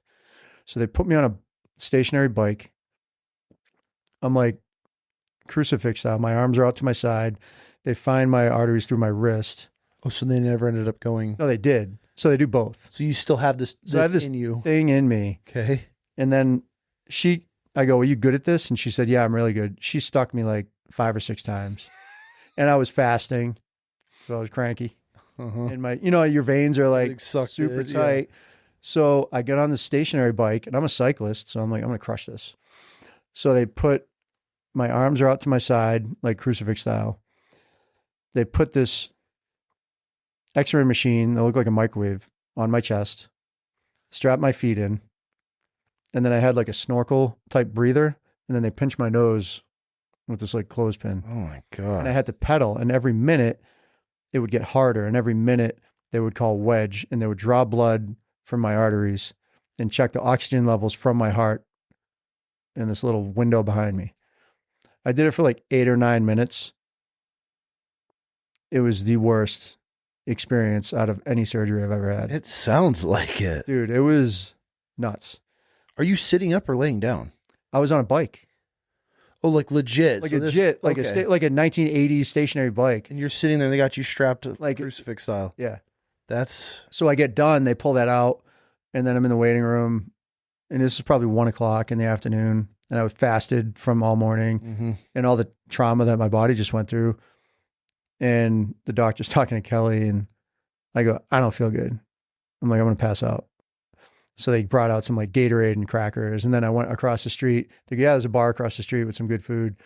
I crushed. It was like, I think I had like chicken tenders and like French onion soup, ate it. Like it reminded me of my first meal I had in Iraq where I was shoveling stuff in, had bugs on it and everything. I'm like, dude, I was so hungry. And that test revealed it got to the low 90s for O2. And they're like, yeah, it looks good. But I said, I was on a bike and it was harder every time. I could get my O2 levels. Like I ride my Peloton all the time. I ride my bike. I could get on my Peloton and do a high RPM with lighter resistance and get my heart rate down.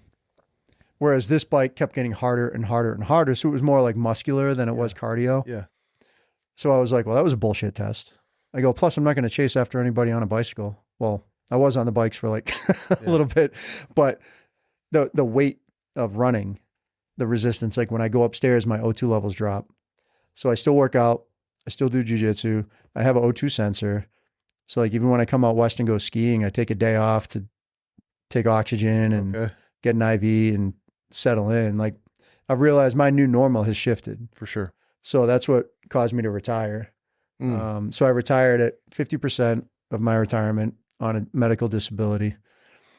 I did 18 years. I was able to buy back 2 years from military with the city. And there's no like cancer clause for retiring early. So firefighters have cancer. We don't. Cops don't get cancer. We have the heart bill and we have stress if you want to retire early. Really? Yeah. So you could get 72% for stress, like stressful incident, or cops have cardiac issues. So you could do heart bill.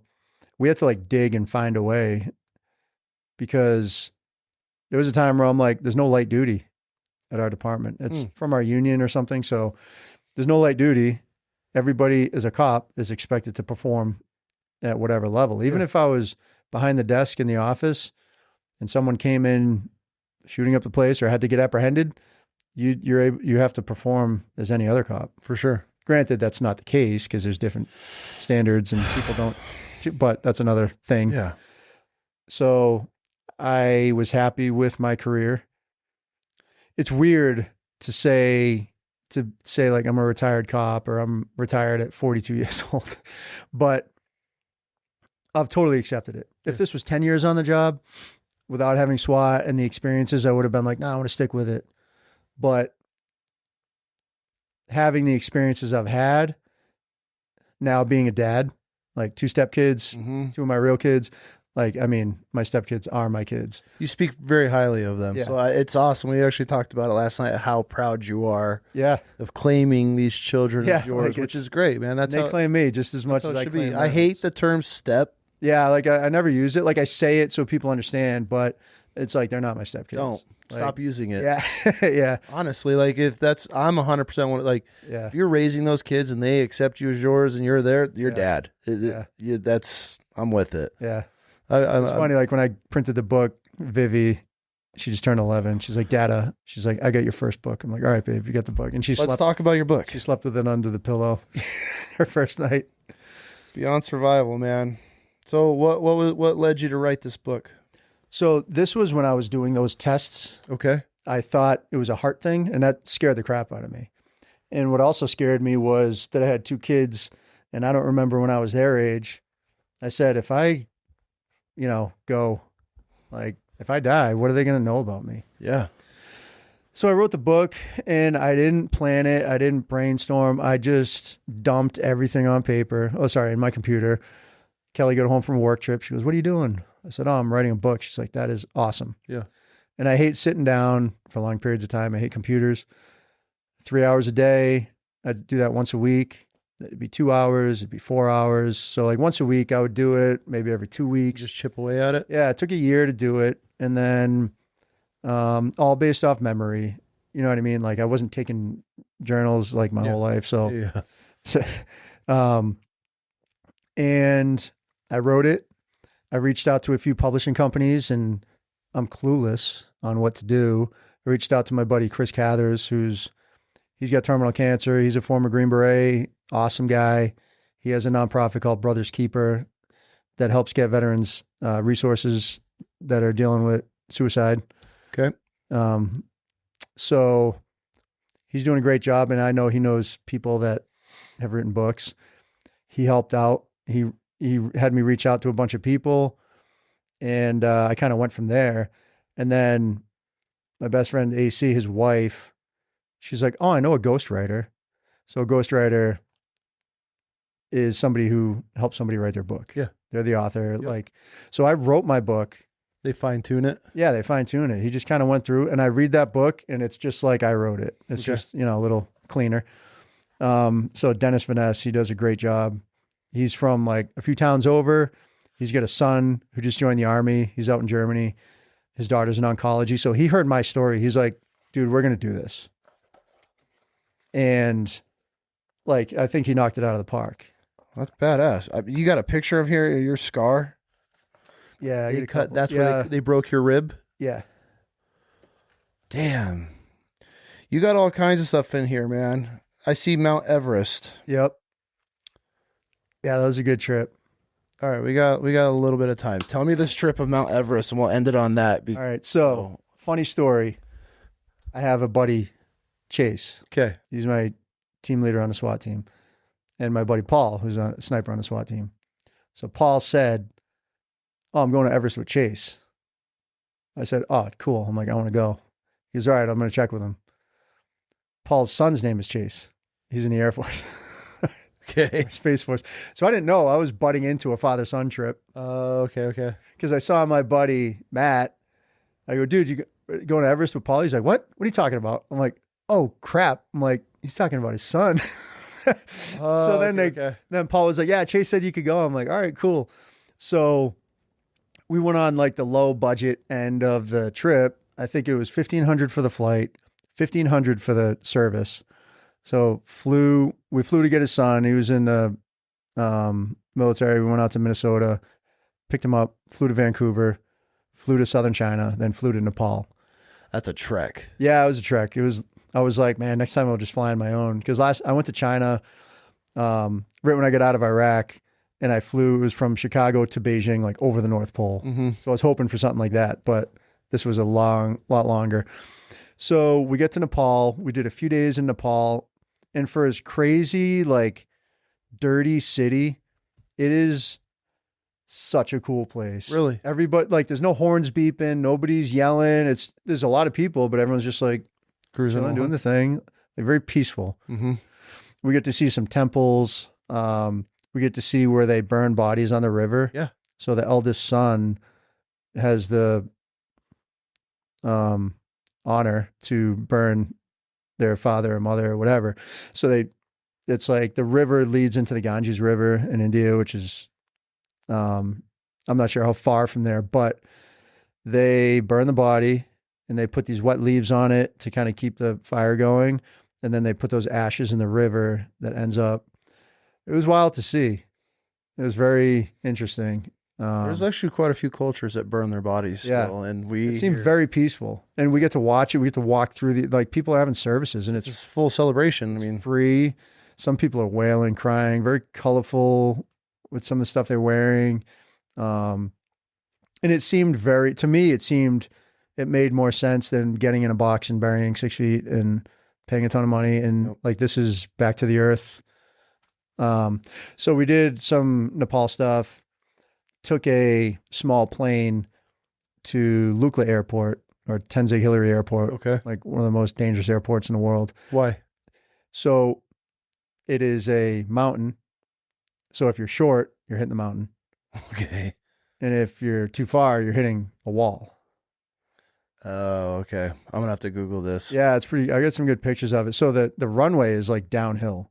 So when the planes come in, like I have a video of it, of landing, like you don't see anything, and then you're on a runway. And then I'm laughing and clapping because it's only like one lane or one row on one side, one row on the other. You put cotton balls in your ears. And before every flight, you could see the flight attendant and the pilots like serving tea like it's their last friggin' meal. And what they do is they use warming. They use line of sight to land. So you'll see the plane, like you could look through the curtain that's flapping. Yeah. And one plane will land, and then it'll move. One plane will land, it'll move over, and then they take off. So you're jockeying in the airport to like try to get on a plane because once it's red, like you can't fly, and then you have to wait like a day or a few days if it's foggy. So we flew in, met our guide. We had a guide and two porters, and the porters carried our big bags, which we felt like a jerk, but you're at like 9,000 or 10,000 feet. You're paying the local economy, and you're helping yourself on your trip.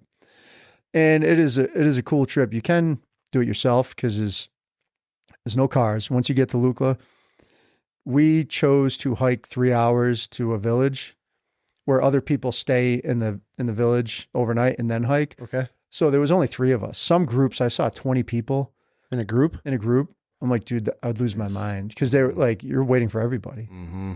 And Paul is super fit. Chase is fit. And I got half my lungs. This is 2019. So I'm like, I don't even know if I could do this. So we do 3 hours, chill. And we call it the mountain brew. It was like tea with honey and ginger or whatever. Okay. And then it was vegetarian for that whole trip because there's no refrigeration. So we hiked another 8 hours a second day, super steep up to the Namche Bazaar, which is one of the very high village, like one of the last big villages on the way to Everest Base Camp. And I got sick as a dog. I'm in my sleeping bag. Altitude sickness or just like Altitude you drank sickness. raw water type of sick? Yeah, so it was super steep and I'm trying to keep up and I'm like pushing myself. I get in my sleeping bag and I'm telling myself, I'm going to have to go home and tell everybody I didn't do base camp. So it was a base camp trek. We weren't trying to hike Everest. I'm like, I'm going to have to fly. I'm going to have to fly to the Philippines or something and chill out. Or, I'm planning my other vacation in my head because I can't go any further. I wake up, I have some dalbat, which is like a local meal. I felt like $1 million. Okay. I have pictures of my O2 levels at like 62. Oh God. And I show that to my pulmonologist now. And she's like, that is stupid. So, but once you get to that height, you have like a rest day where your body acclimatizes, and then you hike up maybe 1,000 meters, and then you hike back down. So your rest day, you're actually still hiking. You go down, and then it'd be a 6 or an 8 hour day to another village. Yeah, and then you get to their tea house. They have a lot of like Danishes and coffee and stuff, and they show a lot of like Everest movies, which is funny because you see stuff on the walls from people that climbed Everest. That's cool. It's wild. It's back in time. It's so cool. And everywhere you look, it's like summit to the ground of just like sheer cliffs and beautiful mountains everywhere. And we kept going. So I felt better. And I remember this was like day 3 after the Namche Bazaar. I had a headache from the elevation. And I'm like, oh, let me just stand on my head. And I wanted that to be the cover of the book. So bad. Really? Yeah. And so this is at Everest. Yeah. So that's pretty cool. The publishing company, the picture was too grainy, so they couldn't use it. So I found Kill the Ball Media, my buddy. He made it work. I go, I don't care if it's a little grainy. Like, that is a cool picture. Yeah. I went to the Barnes and Nobles and looked at covers, and I'm like, we're good. This is the best. I'm like, it's like from here up or just their face. I'm like, well, I feel like, no offense, well, you're smiling, got a hat on, but like every author's picture is like some cheese stick. Yeah. They're in a suit. And like, the corduroy suit with the elbow pads. I wrote a book. Like, I published a book. Yeah. So, and I think that's cool. Like, I love that. So it took 6 days to get to Everest Base Camp. Chase got really sick. A week to get there? Yeah. Once you landed in country, it took you a week to get to base camp. Yeah. And it's funny because you don't even see the mountain. So at one point, it was funny when I did that really steep hike, when we get to the top, there were these dudes like rolling these dice, and they had a mat on the ground with pictures, and your dice had to match the pictures. So I started gambling a little bit just for fun. Okay. And then I like won some money, and then I'm like, all right, I'm out of here. But you could see Everest like through the trees silhouetted it perfect. And you could see Everest like just a bit. Okay. And then you hike and you go to different villages and you see, like, I got Mount Amadablan tattooed. Like, it's a gorgeous mountain. It's the peak, it looks normal. And then you go to the side, it's kind of gnarly. It kind of looks like Zermatt, like that steep peak in Switzerland. Okay. Very cool. A lot of people climb that. So then we get to base camp, and Chase had to get airlifted off because he got sick. Really? Yeah. So here you are going on this base camp Mount Everest trip with chunks of your lung missing, and you think you're going to be the one that's a problem. Yeah. And one of these guys ends up getting life flighted instead. And it's crazy too, because altitude sickness, like I'm sure like you could get it or not get it. You could go to the mountains a million times. Everybody get it one time. I think it's like if your body's fighting something. So they flew him. We had Nomad insurance, like travel insurance, and the highest that helicopter could go was that. It wasn't base camp. It was a 3-hour hike to base camp from the village. So the helicopter flew to the village, $7,000 to fly him back to Kathmandu. And they had to pay that up front because you could go to base camp and be like, yeah, I'm sick. I need to get airlifted out of here. Your lazy ass doesn't want to walk a week back. So once you go to the hospital, I think they justified him being there. So he had fluids and he felt better. He flew to some other place that his buddy told him about. But me and Paul kept going. So he went back with a porter. Okay. So we had a porter and our guide. And our guide loved us because we were moving. like we were almost keeping up with our porter, Oh yeah. which they don't like. Like they're ripping butts, they're hiking. They're like, they don't want these tourists beating them to the tea house. And I'm sure they're used to just the most Yeah. out of shape. Oh yeah. And I was impressed with a lot of the people I saw there. I did see some kids there. I'm like, these kids got to be from Colorado or something because they're like, 10, 12 years old. I was like, Jesus Christ. Those are the hippie kids. Yeah. Their parents are just like hiking hippies and take them everywhere with them. They're, we're going to do a I'm like, that's 14K impressive, today. dude. I'm like, that's cool. So, but I wasn't pushing it. Let me put my headphones in, let me do my pace. Because after that second day of like trying to keep up. So they'd be a mile ahead and they'd wait for me. And I'm just like, you know what? I'll get there when I get there. Yeah. Because I'm not ruining my trip. And Paul's a super fit guy. And then towards the end, like he started getting sick too a little bit. Like it's not an easy thing. So we went to base camp and we came down, and then we went through Cholla Pass, which was like a snowy pass. We had to hike up this gnarly thing, like not climb, like we're climbing hands and feet, but not like anything crazy. Sure. Like you don't need ropes or anything. We get through that, and then we go to Gokyo-ri, which was I think like 17,600 or 800 feet above sea level. Yeah, that's and we had a beautiful view of Everest and the glacial slide and this bright turquoise water. And then we hiked back. And it was, some people go to base camp and back. So you see everything and then you go back the same way. We went like counterclockwise, and we didn't hit the same trail until the last day. We finished a day early. Really? Yeah. You guys were moving that quick. Yeah. And then we went back to Kathmandu and we just partied. It was so much fun. That's pretty badass, man.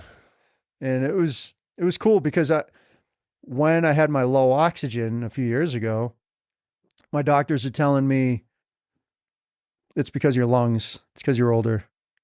I go, dude, I rode my bike up one of the top 10 hardest climbs in the world. I did Mount Washington because I saw it in a cycling magazine. It said top 10 hardest climbs in the world. I said, I want to do this. And I did it. I just did it by myself. I drove up, rode it, and then rode home. Really? It was the hardest thing I've ever done. Really? Yeah. And that was 2018, 2019, or 2020, whatever. The next year I did that, and that was hard.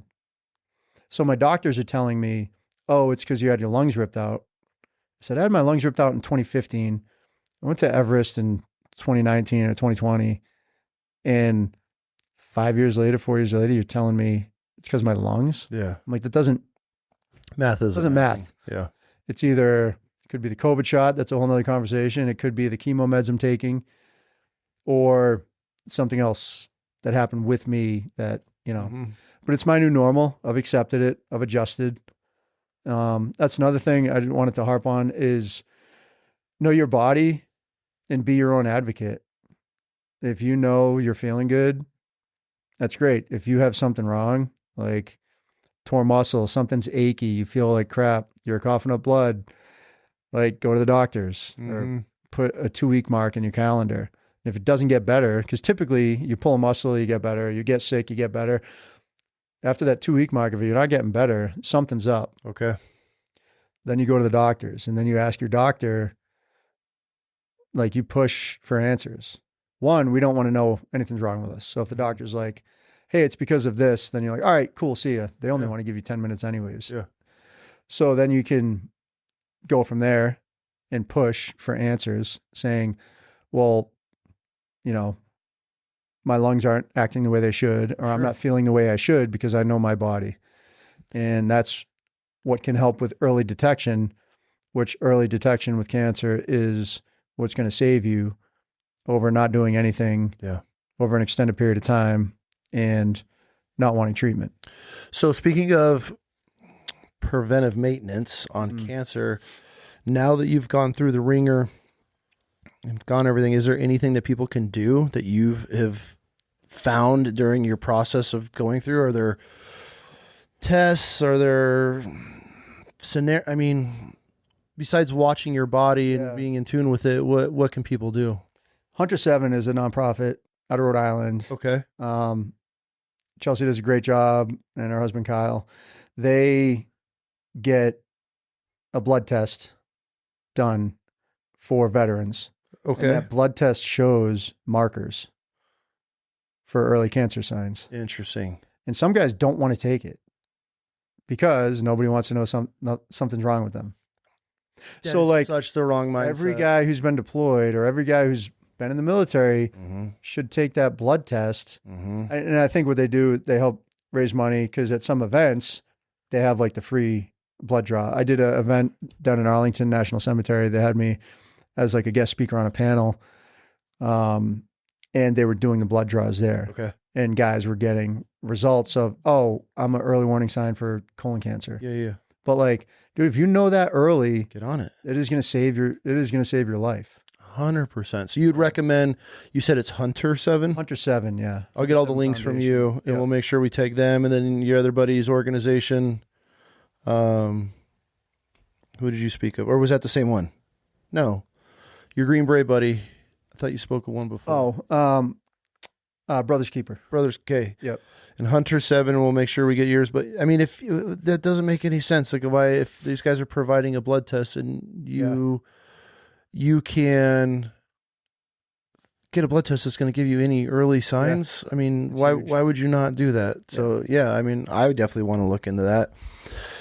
So I guess in closing, man, everything you've been through, the trials, tribulations, the peaks, the valleys, what is one word of advice for veterans, law enforcement, or anybody else that's in the early stages of cancer? I mean, what's one advice that you would like to give and spread out for everybody?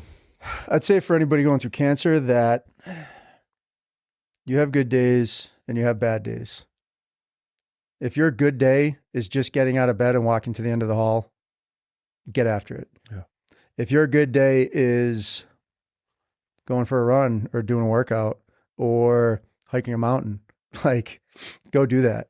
Yeah. Those good days have to supersede those days laying in bed with that self-pity. For sure. Where you can't get out of your own head. And doing hard things physically is going to help you mentally. And there's proof. Like, have you ever gone to the gym and done a workout and felt like crap after? Well, I mean, if you work out with my buddy, damn near kill you. But I mean, like your endorphins going, like Sure. you get the blood flowing, For like sure. you feel good. Every time you're like, I don't want to go on a run. I hate running. Every time I go on a run, I feel like $1 million after. Mhm. I hate doing it while I'm doing it or doing that bike ride or whatever. You feel great. And another thing that helps is sharing your story. Sharing my story has helped a lot of people because it's either helped them with some knowledge or it's helped motivate them in some way. Yeah.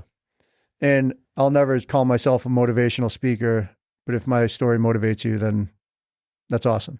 Yeah, absolutely. I'm just sharing my story because if it's going to help, I'll tell it 1,000 times. And why not? Yeah. I feel if more, especially men, Yeah.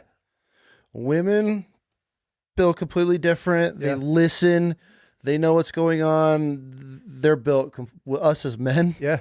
we're dumb. Stubborn, dumb as rocks. Like, So we want to fight everything. We want to be stubborn about it all. But if you hear other men speaking about their experiences, their situations, what they could have done in early stages, something as simple as getting on to Hunter 7 and getting a blood test. Yeah. Listen to the people that have gone through and have walked the paths that we're potentially about to go into as we get older.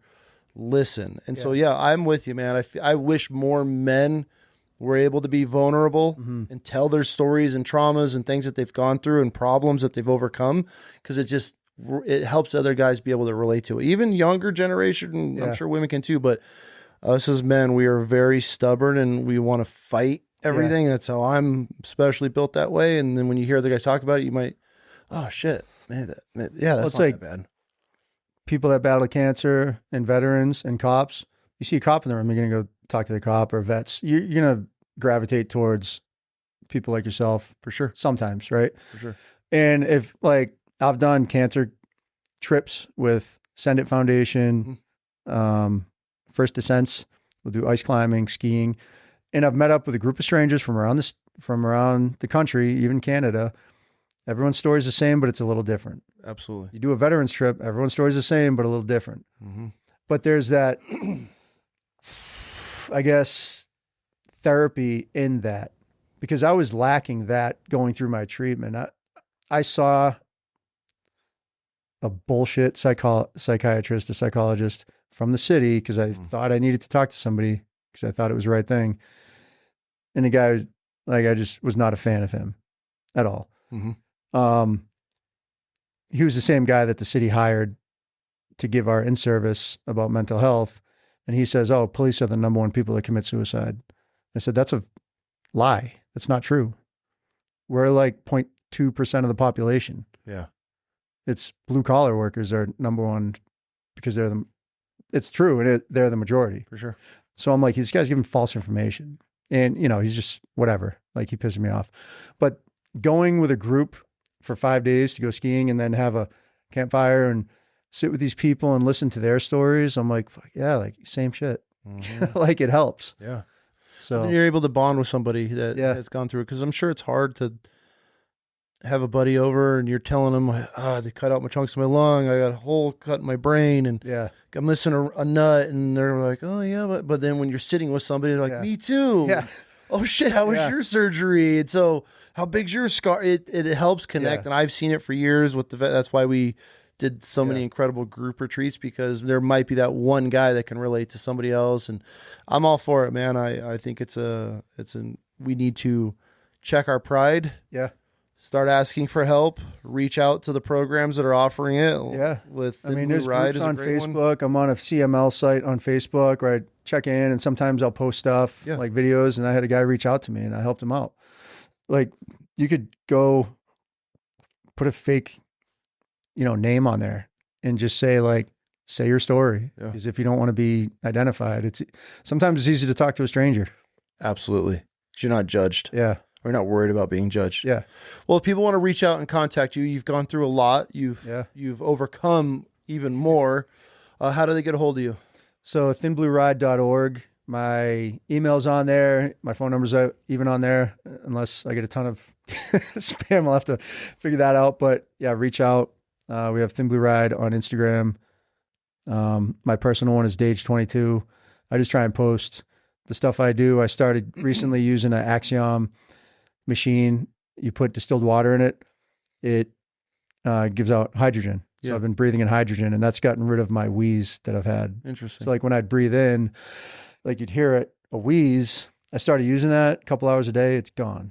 Interesting. So these guys sent me a machine for free for like 60 days because I told them my story, and they were like, we want to help. They sent it. I used it. And then I recently bought it because I'm like, if it works, I'm going to use it.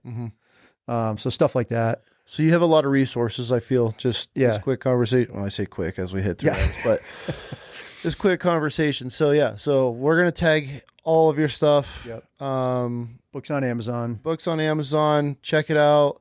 I appreciate your time, man. I appreciate you coming to Idaho, and it's been awesome to experience a little bit of this. And it's a huge thank you from all of us. And I know the guys listening. Yeah. Just the resources you put out, some of your life experience, which is pretty awesome. And I'd say now, you said it earlier that you felt like you didn't have quite the life resume. And I'm like, I would say yours is you filled up several pages on that. So I'm good and the bad. It's you've definitely got some stories. So I got to thank you as well. So this one, my team leader, he's a former Marine. Okay, awesome. Sniper. His knife company is called Hawktooth Knives. Hawktooth Knives? Yeah. So I had to make this neck knife for you. He's got the EGA on it? Yep. Hawktooth Knives, huh? Damn, this thing. He's got the Wild Chaos logo on there. That's what I'm talking about. Yeah. Dude, thank you. Tell him thank you very much. You said he's a sniper? Yeah, he was a sniper in the Marines. Dude, how did we get him on the show? He currently makes, he does a lot of stuff. He does kitchen knives, custom stuff. Yeah. Friggin' battle axes, you name it. He's been doing it since he was a kid. And he has some really cool stuff. And yeah, I think he makes the graduates of the sniper school, Marine Corps sniper school. He makes their knives as a graduate. Really? Yeah. Dude, tell him thank you. We'll reach out, but I would love to get him on. Yeah. It'd be a great episode. So, awesome.